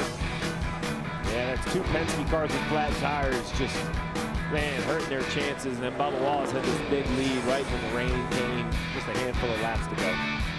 Yeah, Bubba's leading. You're hearing all these reports of vibrations. And we're talking about, man, Bubba doesn't need a caution, and it wasn't something on track that brought out the yellow flag. It was Mother Nature. We get rain with 4 laps to go. The caution is turned into a red flag, and we're hopeful to be less than 10 minutes away of drying this track and then getting ready for an overtime finish here at Indy, Danielle. Yeah, that's right. Here with race engineer Ryan and crew chief Chris Gale for Denny Hamlin's 11 team. Chris, what are you thinking when we go back? Sounds like we'll have an overtime 2-lap shootout here. Sorry, I could barely hear with the jet dryers. I think we're good for a couple overtimes. So we were just talking a little bit about what was going to happen with the choose and who was going to push who and where we were going to take. So I think that's the intriguing part right now. So I don't know. We'll see. You always take the outside, right, here at Indianapolis? Or no, that you always take the inside here at Indianapolis? Yeah, I mean, depending on what you're doing there and what's going to happen. I don't know. We were talking about that for sure. There's a debate going. We'll see. Can you even believe, Chris, that you're in this position after starting dead last in a backup car? No, not really. I think that, you know, obviously this team is very good. Obviously they've excelled all year, and they've shown that, you know, changing an engine at Chicago and coming back for a 4th place finish, that we could do it today. It's harder to pass, but I don't think we're surprised by it. It's good to do it, though. You told me this morning, for Denny Hamlin to get up front, you're just going to have to do it the old-fashioned way, pick them off one at a time. Yeah, I mean, there were a couple opportunities, right? And we probably missed on one, and I didn't want to get aggressive in a certain situation, and then we took advantage of a right side stop earlier when other guys were doing 4 to get track position, and then had to wait on a little bit more fuel at the end. But, you know, hopefully that was better, a better trade-off for us with more green flag stretch, you know, in the field. So we'll see. We still got a shot here with 1 or 2 green light checkers. How do track conditions change, Chris? This wasn't a total washout, obviously, the track, more like a sprinkle or a short shower. Yeah, I mean, I think it'll have a little more grip, right, with cooler temps. That's about it. Waiting to see what happens, guys, on this restart. Denny Hamlin sitting 4th with a chance to win his first ever his first ever Brickyard 400. He's won the Coke 600, the Southern 500, the Daytona 500. And when they went to the backup car, I was talking to Chris this morning, and he said, you know, it really would be a shame if we didn't have a shot at this, because Denny and I talked about 2 things in the offseason. Getting to 60 wins, he's sitting at 58. And Indianapolis. He said that is the one we circled. It's the one that Denny wants. And here we go now. Denny Hamlin sitting 4th will have a shot. Well, Danielle talked about the fact that Denny is no stranger to success in the Crown Jewels. I mean, that was unbelievable with Ian Truex in the 500. 3 times he won the Great American Race. And by the looks of it, never by more than 2 feet. But also a 2022 Coke 600 winner.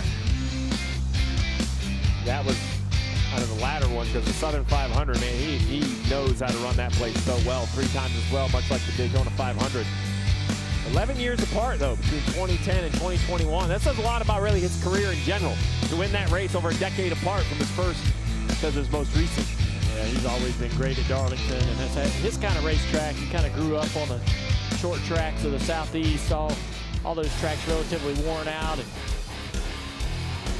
there's the list right there of all the drivers that have won the Southern 500, Brickyard 400, Coke 600, and Daytona 500. Pretty solid list. Then he's trying to join. Wow. Yeah.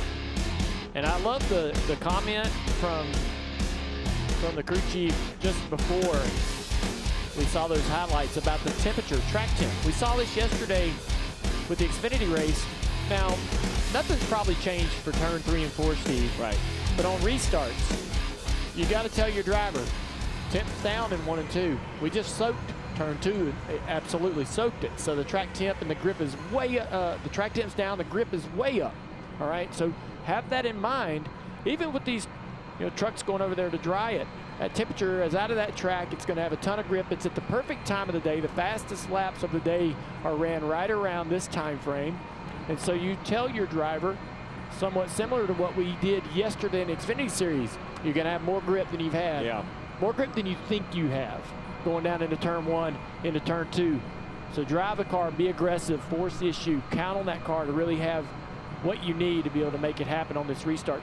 The restart's going to be critical. It's going to be chaos off of turn 2. Some cars are going to have to lift because of things that happen in 1 and 2. Some cars are going to be coming with big runs. We see it every year here. I just can't see it only taking one shot at this. I just can't. There's just too many people thinking they can get a few more spots. It just never seems to work that way. The over-under on overtime attempts, I'll set it at 2.5. You agree with that math? A trip inside the museum as we go to break on TNT.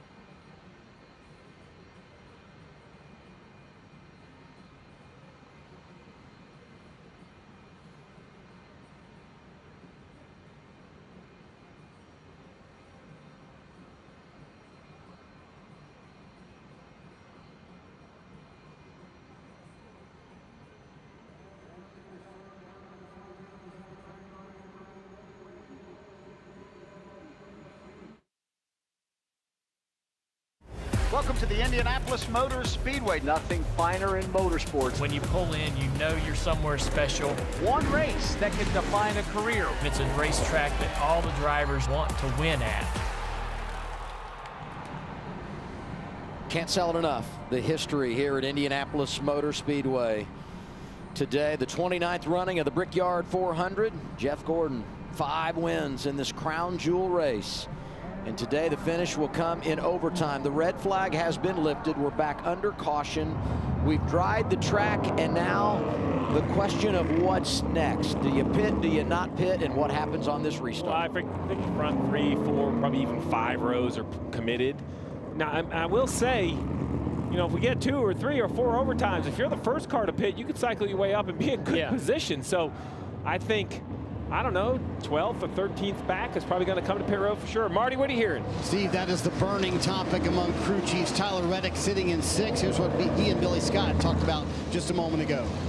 delay will take us into at least one attempt of overtime by a lap or two. Feel like we should be all right with yellow flag savings for one of these, but two is probably out of the question. And Steve, that's the debate I've heard from all the crew chiefs. I have walked up and down pit road with the top 10 cars. I haven't found one team that says, yes, we can make multiple attempts at an overtime. So would you risk it, give up track position, and come down pit road right now? Because Tyler Reddick told Billy Scott there's zero shot there's going to be one overtime in this race. Well, I think the question is, Reddick is the type of guy that I think can do it, right? Because, you know, he's pretty good on points at plus 170. A win would lock him in. He's running 6. He probably doesn't think he can win it from 6th on old tires, right? We had 2 overtimes last year, and that's the big, I mean, the chance that there'll be a accident off of turn 2 goes way up right now. And, you know, and that's what you have to weigh. And if you say, okay, we know, I think there'll be 2 overtimes. You got to come this time. You got to come exactly now, right? Yes. You don't wait and then pit when that opportunity for the second overtime comes. You've already cycled yourself behind anyone that comes this time. So if you think it's going to be 2, then you come on down pit road, which I think a lot of people in the back half of the field do that, right? And then when you run out of gas, you finish behind all of those cars, right? So it's I mean, top 5, absolutely staying on track, maybe some in the top 10. But I like the gamble, honestly, if you're Reddick or maybe even Hocevar or somebody like that. Keselowski, he got burned last year, running out of gas, coming to a restart for the final green, white, checkered overtime. Overtime rules, 2-lap shootout. So if the caution comes out prior to the leader coming back to the white flag, we'll reset them and do it all again. But once the leader takes the white flag under green, next flag ends the race. Doesn't matter if it's caution or the checkers, and we can do it as many times as we need to finish this thing out. So if we get a wreck on the first, then you can have guys running out of gas in the restart zone in the second, and then it just starts to kind of tumble out of control. Out of control, that's exactly right. And we've seen it here before. Seen it a lot of places, but I feel like it's a recurring theme in this race. Well, it's decision time. I believe pit road is open. It is. So there's no chance if I'm front 2 rows, Wallace, Larson, Byron, or Hamlin, unless I know I'm running out of gas, I'm staying out. Well, here you go. Reddick, blue car right there, turning left. Briscoe coming with him. They're hoping some guys will come. Briscoe's not enough for coming. Yeah, Briscoe looked in the mirror and said, dang it, nobody's coming with me, so I'm aboard, aboard. Yeah. But like Chase Elliott, possibly. I don't hate this call for somebody like Chase or John Hunter Nemechek or some of these guys near the back. Marty. Yep, so Tyler Reddick's vote of their 0 shot. There will be 1 overtime finish wins here. Billy Scott making the call to bring him down pit road. Interesting to see if they take tires here. Remember, he's had that right rear vibration. Yes, they're going to take at least right sides here. He's had that right rear vibration for much of that last run. So if there are multiple attempts, the cars pitting right now know they can make it. A lot of other teams have no idea. You know, you reference the vibration for Tyler Reddick. Briscoe, and we talked about it, he looked like he might come. He decides not to. He was another driver that mentioned a vibration on that final run as Ty Gibbs comes down, leading the way in the in-season challenge and trying to close the deal on that $1 million in the bracket. And that's a situation that's tough for him. Now he's behind a large majority of the field. If there is an accident, you don't want to get into the accident, have any kind of damage that wouldn't allow you to continue. $1 million, I might just find myself a safe little pocket back there. Yeah. I think I know what I would do. Well, all bank accounts aren't measured equally. I was going to say for $100, I'd say find myself a pretty safe little pocket and ride around back there. But with 3 laps down is Dylan, so, well, yeah, I'm not even going to say it because it'll happen at that point. Multiple green, white checkers, a bunch of laps being scored. Well, then let's talk about where they're going to choose. We know who's pitting. All right, Dale, you're Bubba Wallace. We saw Allgaier, not to tear a Band-Aid off, but he did win with Zilich, so I'm not going to make it too bad. You know, he chose the top, which I think was going to work, but then Larson mistakenly got into him and caused the wreck. So if you're the 23, top or bottom? If you choose the bottom, where does Byron go? That's the question. Byron is not going to push the 23 into a win past the 5. I would imagine that would be bad. That would be bad. So you'd hear about that on Monday or maybe sooner. Yeah. So that's the Denny Hamlin.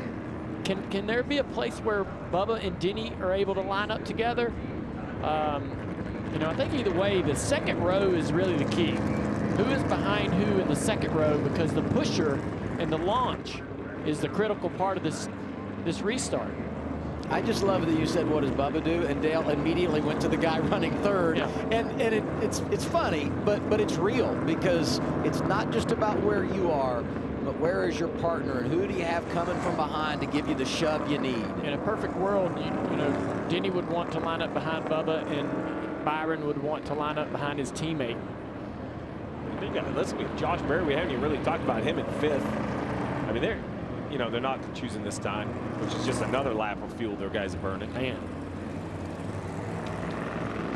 Let's get some reports from the pit lane before we get to choose, Marty. Just checking in with Bubba Wallace's team. Charles tonight told me, yes, we are good for 1 overtime. I said, what about overtime number 2? He said, that one I'm not so confident in. Think about, Alan, what's right in front of Bubba Wallace. The possibility of making the playoffs, the possibility of winning his first ever crown jewel race. It's all right here. Do they have the fuel to make it to the end, and is it just 1 overtime? And Kyle Larson knows all about that. He was the chaser last year to get it done and to get that brick and get the Brickyard 400 trophy. They are planning for every scenario. That's what this 5 team is good at. And crew chief Cliff Daniels was just telling Kyle Larson, look, if we have to hit that emergency switch, go to the reserve tank. The best thing to do under green is start swerving on the straightaway to make sure the fuel is in that pickup. You can't be near the wall and get that fuel in the car. That's if we need it. So again, they're planning ahead for every scenario, but they think they're okay, Marty. This shoe's very interesting for William Byron. Yes, they're going to stick with their teammate Kyle Larson, but how good of a teammate will you be when a second crown jewel in 2025 is on the line for William Byron? He'll push Larson, but would he take the chance to make it 3 wide? We'll see, Danielle. Denny Hamlin go from last to first. He is lining up 4th on this restart. Just ahead of him, Hendrick teammates and Bubba Wallace, who drives for him at 2311 Racing. Denny Hamlin, if he wins his first ever Brickyard 400 today, would pull off the Grand Slam, having won the 3 other crown jewels in Cup Series racing and win number 59 of his Cup Series career. He just announced a 2-year contract extension this weekend to stay with Joe Gibbs Racing, who he's been racing for the past 2 decades. Can he pull it off, AA? We're about to find out. Boy, a lot of drama going to unfold here. So I think, you know, listening to that conversation, Bubba Wallace maybe picks the inside here. The 24 is going with his teammate to the outside. If that's a guarantee, then I love being on the inside. Bubba Wallace can then hide a hand gesture. Being on the inside, you get your hand out the window a little bit. You let the 11 car know when you're going to get on the throttle and start to accelerate. You maybe hand gesture to the 11, the following car, just slightly before you get into the gas, so that he can then meet your rear bumper and you both can lock up and go.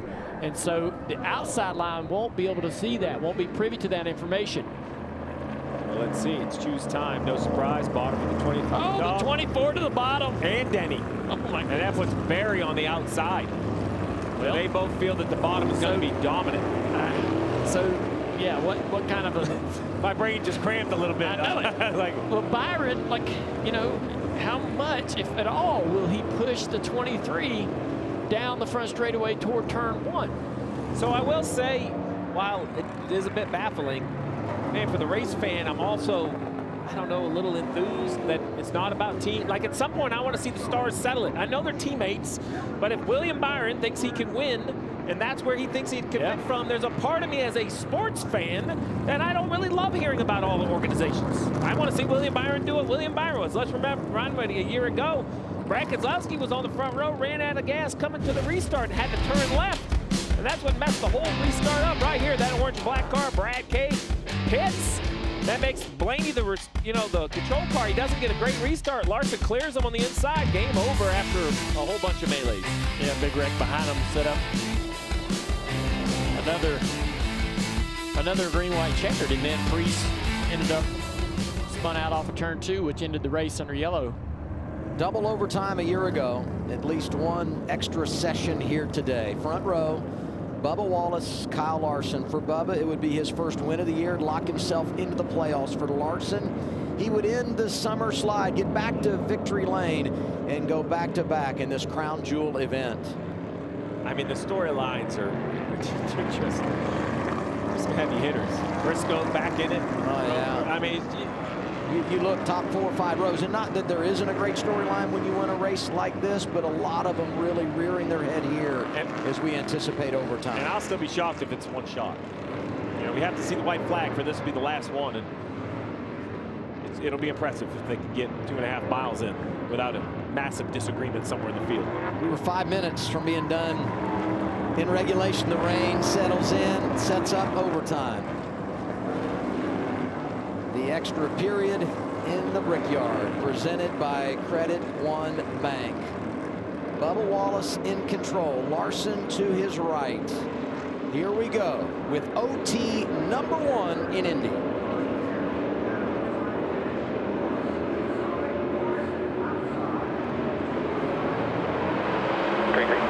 Bubba gets a great launch. The 5's getting a push, though, to get drawn right up inside on the outside even.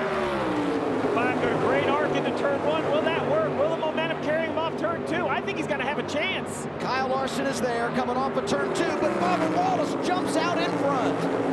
23 to the lead. Larson won't be able to do the crossover down the back straightaway. Calm behind, surprisingly pretty calm for the front 10. You see Blaney jump out of line, but it's Larson and Bubba. Oh, we got a crash in the back. There it is. There's the big wreck. We're looking for the yellow out. Zane Smith. 45, though, and the 22. Several cars getting damage. And the 54 trying to get it stopped. He's like, I got $1 million here, guys. Just let me get slowed down here. But Reddick gets caught up in that. Yeah, Reddick's choice to pit is going to end his day early. Now I think they have a points advantage. All the work all year gave him the points to take this gamble. It looked so calm, too. I thought we were in good shape.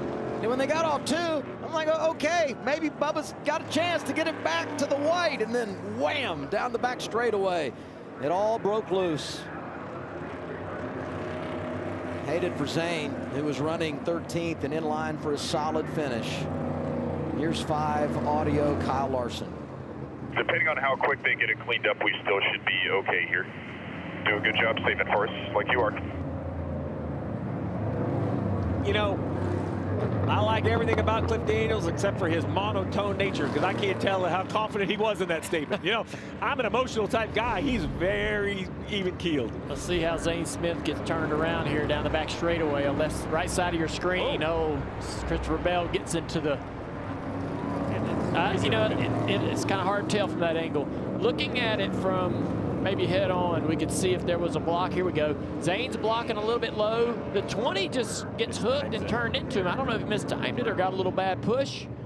I don't know if there was anyone on the 20's bumper. I just think he was trying to cross him over and caught the bumper. Yeah. Either way, result's the same. Zane Smith is not going to be happy. Right front wheel totally broken. Yeah, the 20 just goes left into, hooked him, just ran into him. I don't know if that was just big misjudgment. It's an odd piece of contact there. Oh, this ain't gonna be fun. You reckon it's front, right in front?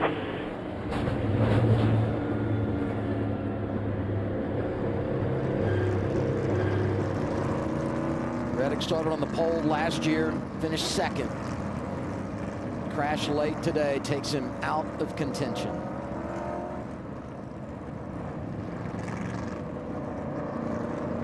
Yeah, it looked like maybe Christopher Bell just misjudged. He was trying to dive late to do, get to the inside of the 38. Terribly misjudged.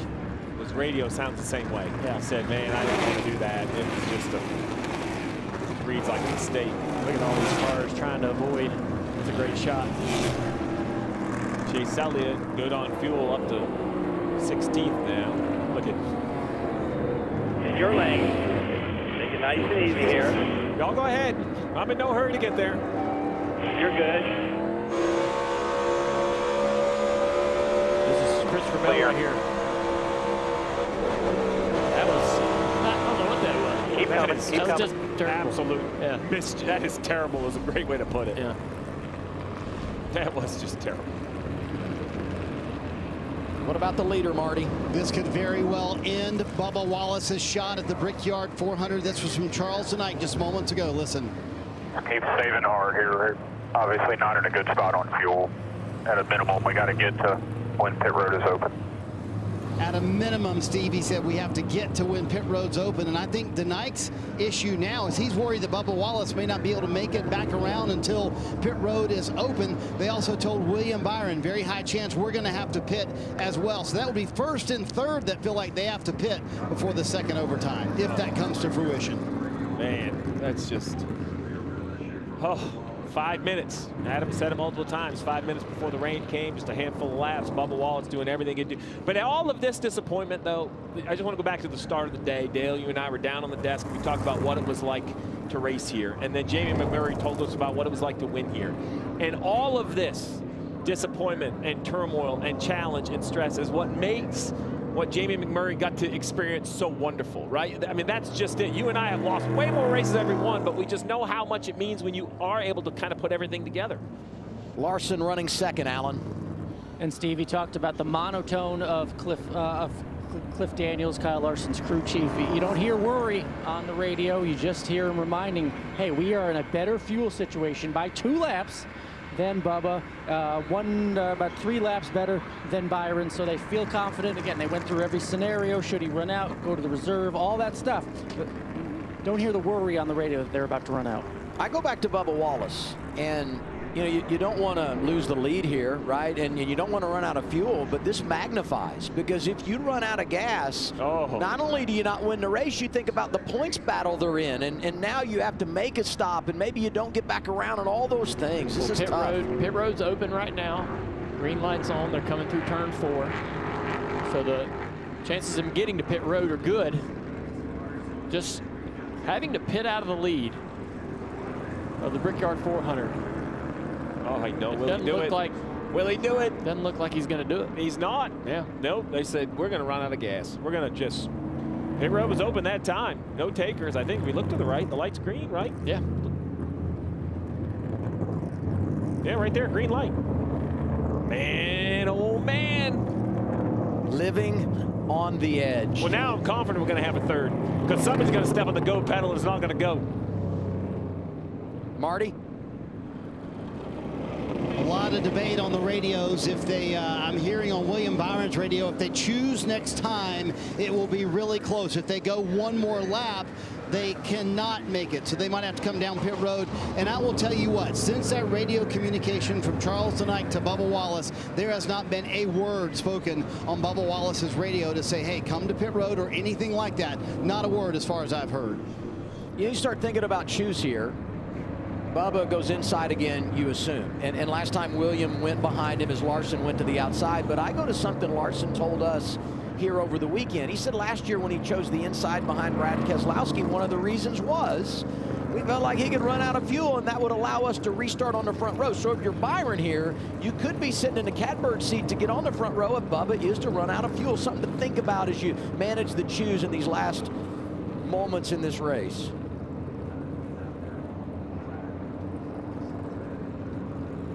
There's a lot to untangle. Oh. Marty?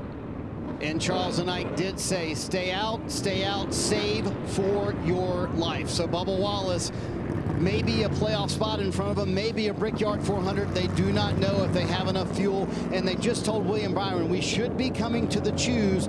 It will be really close, but we too, not pitting obviously. So if they choose here, Steve, these teams think it'll be really close to make it. If it really goes one more lap before they choose, they cannot make it. That's how tight it is on this fuel. I look at the flag man right out in front of me, out of the pagoda. He's got that caution flag wrapped up in his hand. That tells me we're coming to the choose. I'm old school. I know we talk about the radio, but I remember the Saturday night short track days where that's the guy that was in charge of everything. So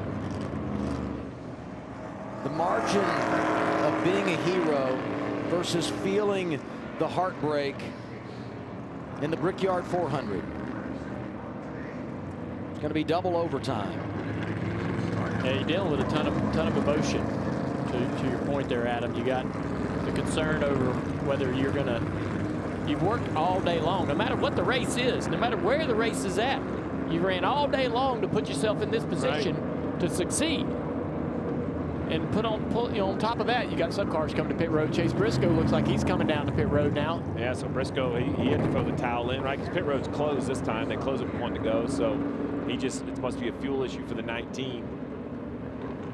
All right. See what the choose looks like. I assume it's bottom 23, bottom 24. Let's see. And Denny continues to pick the bottom. He doesn't want the outside. The other thought here, Larson's already had one crack at him.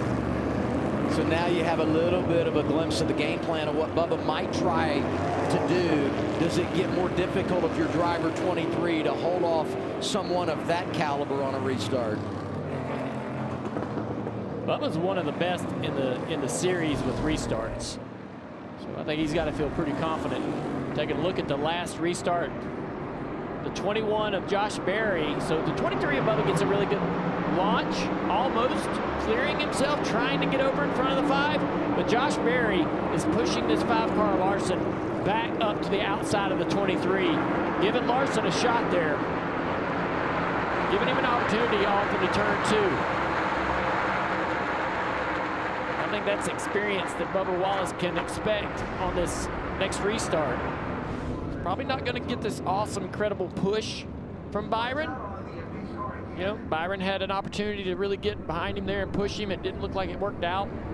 The outside line was more organized. Bubba would love, though, to get another great launch and see if he can clear right in front of that 5-car. What do you want to switch on? What do you want to do with switches? What do you want me to do with the switches? Yeah, at this point, some guys run the fuel pickup split for a little bit of heads up. There's no reason for a heads up. You might as well have whatever you think picks up the most fuel flipped on, and if it sputters... Prior to the restart zone. Flip the switch prior to the restart zone. All right, so what they're trying to do there is just make sure everything's full, right? So you run the switch one way and then flip it. Good thing, I guess it's a good thing, but with the banked racetrack, you know, high banked racetrack, sometimes you have problems under yellow like a Talladega or a Dover. Here, with it being flat, should be pretty good to keep the fuel where it needs to be. I think if you're... I'm nervous. Yeah, oh yeah, I'm nervous. I'm nervous for Bubba or any of these guys up front to run out. I'm also nervous for the guys in the back to avoid what kind of, you know, chain reaction that might create, right? We've seen so many accidents sort of toward the, you know, 10th, 15th place on that back straightaway. Overtime number 2 in the Brickyard 400. Bubba Wallace, Kyle Larson, row 1.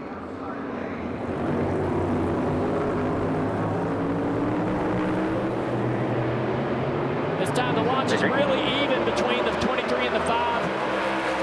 Side by side, door to door, down into turn 1.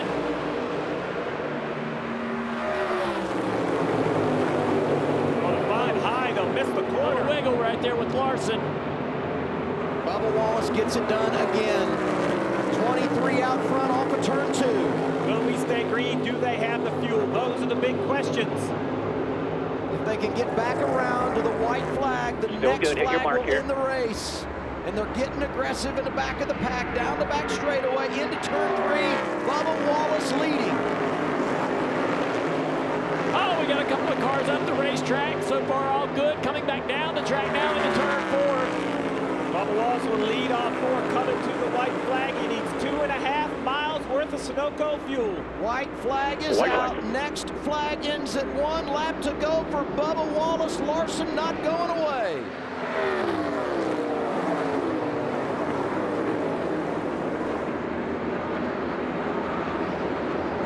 Trying to win his way to the postseason. Still 5 back and have a small run. Be ready for the late dive. Larson with a bit of momentum down the back straightaway. It's not going to be enough. Does Bubba Wallace have enough fuel? Hamlin is around Byron for 3rd. Byron's out of fuel, Steve. 24's out. Will the 23 make it? They were both so close. Here they come off of turn 4. The Brickyard belongs to Bubba. Wallace wins at Indy. And he's going to the playoffs. Unbelievable. Unbelievable. Thank you so much. So proud of you, brother. Awesome job, everybody. Way to grow some fuel. Good job, boys. This is why they make trophy cases, to fill them. Yes, sir. I appreciate you, brother. Toyota wins the race. Toyota wins the in-season challenge. Ty Gibbs, first year in the bracket, takes home the $1 million. This will be a popular victory in the garage. Bubba's got lots of friends among his competitors. You can see one of his best friends, Ryan Blaney. So proud, brother. So proud of you. Really happy. What a job by the field. We had a little bit of a yellow the first time, that second time pushing and shoving, but they found a way to finish this thing under green. Bubba Wallace busts the bubble and wins his way to the playoffs.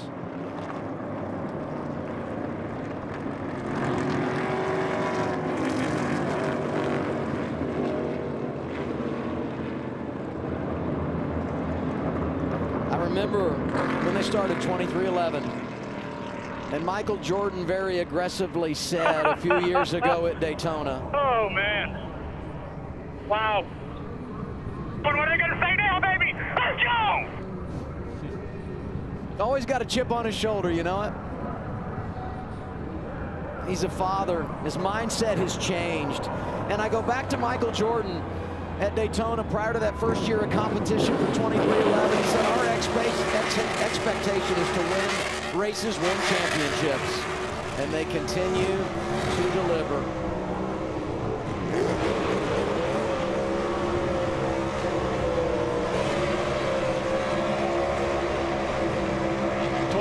Was so good here last year, came here this year, trying to find the same speed that they showed in 2024, and Bubba Wallace said it on the front row, disappointed a little bit that he didn't get that pole at Indy, but he walks away with the checker flag, opportunity to kiss the bricks, forever a Brickyard 400 winner.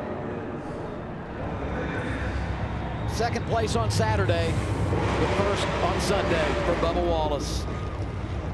Turned a front row start into a trip to victory lane. Third win of his career. Got it done at Talladega and Kansas prior to today. 9th win all time for 2311. And for Toyota, it's win number 198.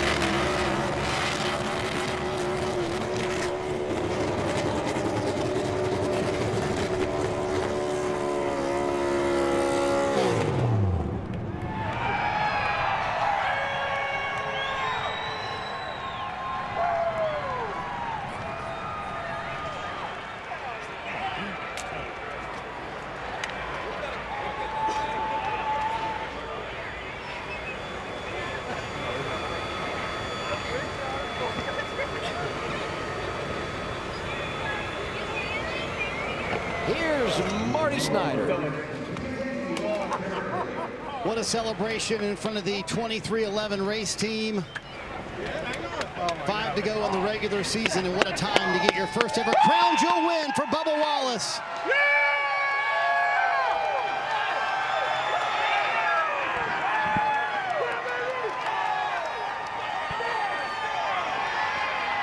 Adam, you said it. They can't take this one away. He'll forever be a Brickyard 400 champion and a winner at Indianapolis. And what an impressive drive, saving fuel. Team didn't know. Charleston Knight debated on bringing him down pit road, but he stuck with his driver, and they pull it off here at Indianapolis.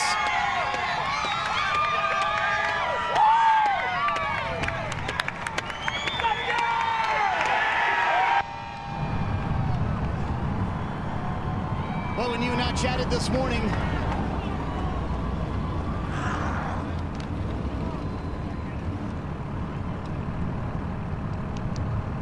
you had a smile on your face when you and I chatted this morning, but what were the nerves like before that second overtime? Because there was a real debate about whether you needed to pit or not.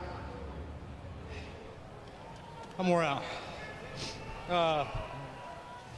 And I thought about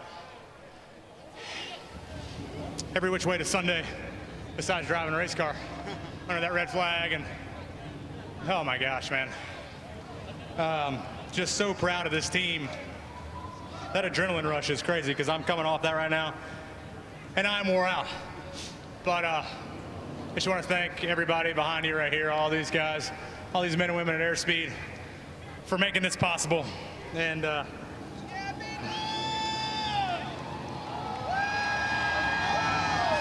thank you.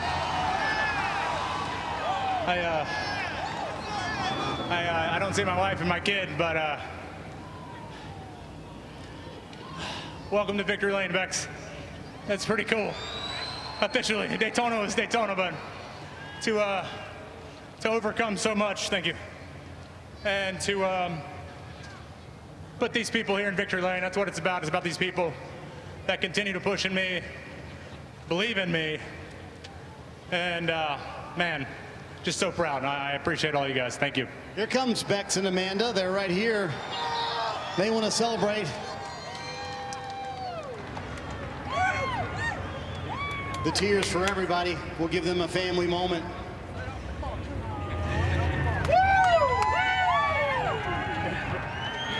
That was intense. Daddy won! Watch my back, Bex bro. gets Watch to my celebrate back. with Dad.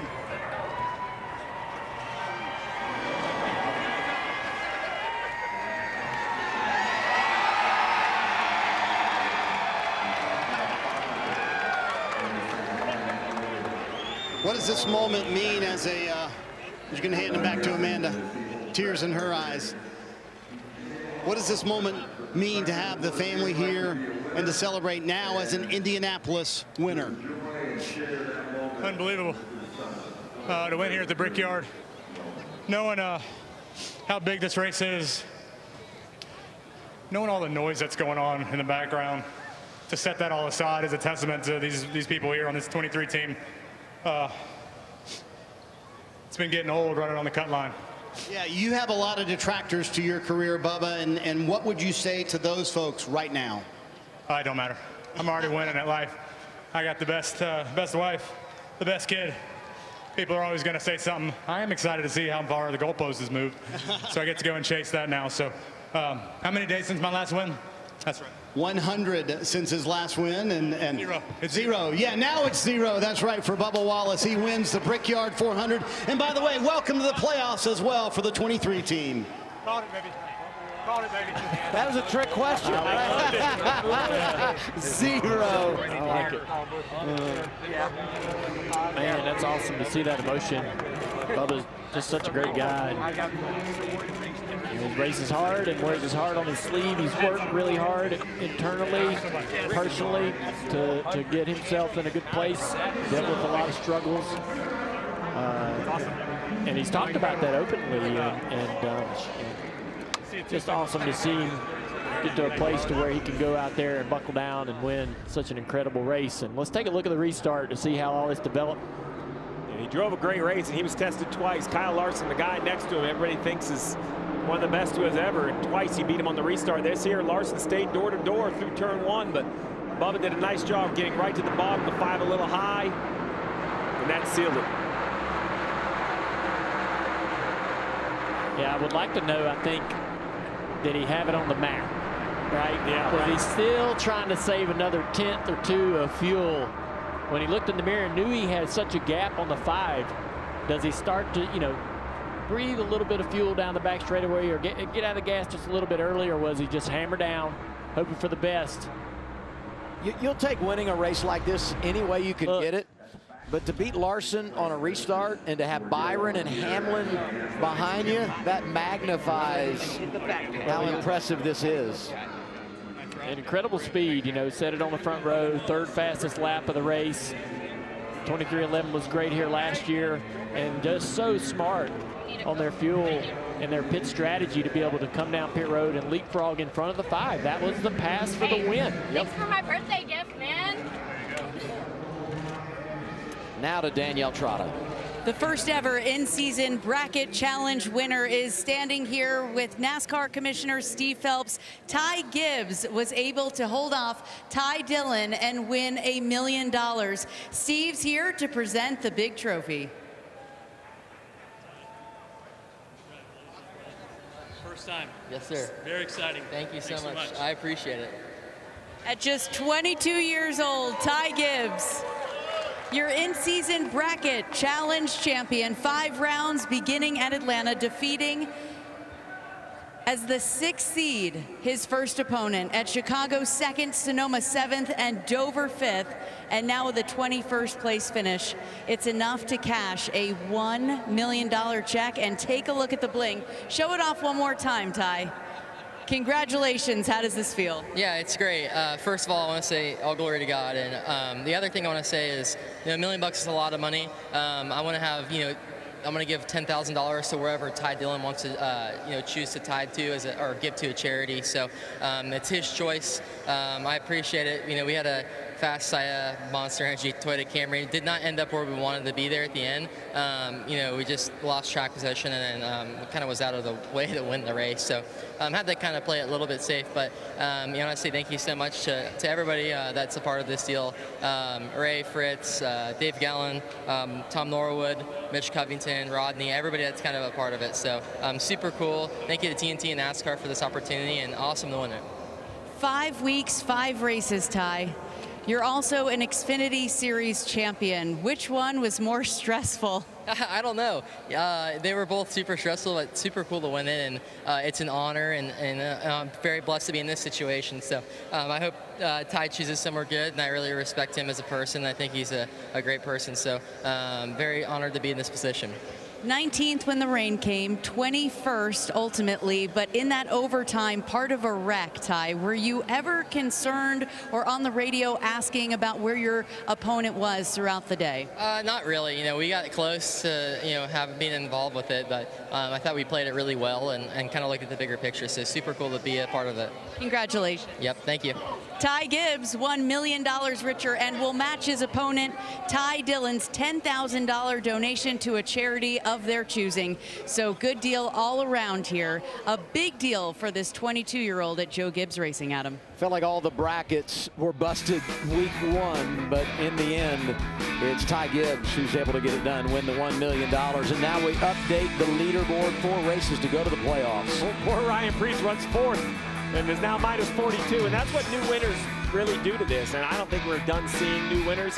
Reddick has to be feeling good, but Bowman, Busher, Preece, Busch, and we just heard from Ty Gibbs. Why not Ty Gibbs? Why not his first career win somewhere in the next 4 weeks? Yeah, I feel pretty comfortable if I'm Tyler Reddick to be that far ahead. I think we will get another unique winner from below the cut line. But just heck of a job by Bubba Wallace and his team to be able to do what they needed to do today, changing that cut line and creating the storylines. Another dynamic, result or finish to an Indy race here. And it's so interesting to me how you think every year these crew chiefs have upped the game in strategy. And the things Penske were doing today was really unique. And had the tire situations not bit them, where would they have been in the final running order?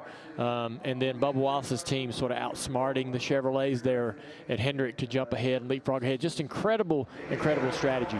It's always great when you finish a race, and I could easily swap 6 or 7 names for this man right here, Bubba Wallace.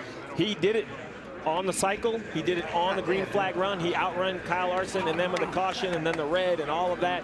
2 restarts, did them both perfectly. So the celebration hopefully will continue more than just tonight. He deserves it.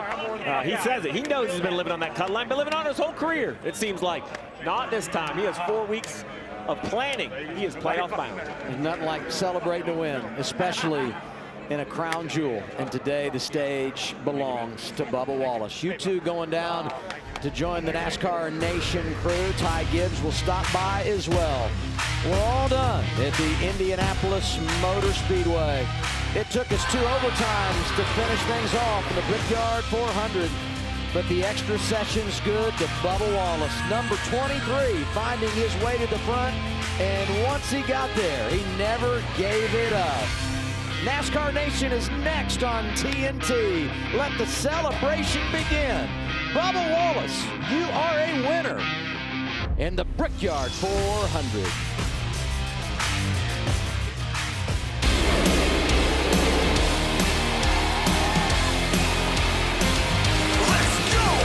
We are the ones at the top of the mountain, climbed all the way up and never looked down. If the road was rough, we might not have found the blood and some guts and thousands of hours. We welcome you now to our arena. If you don't know right now, it's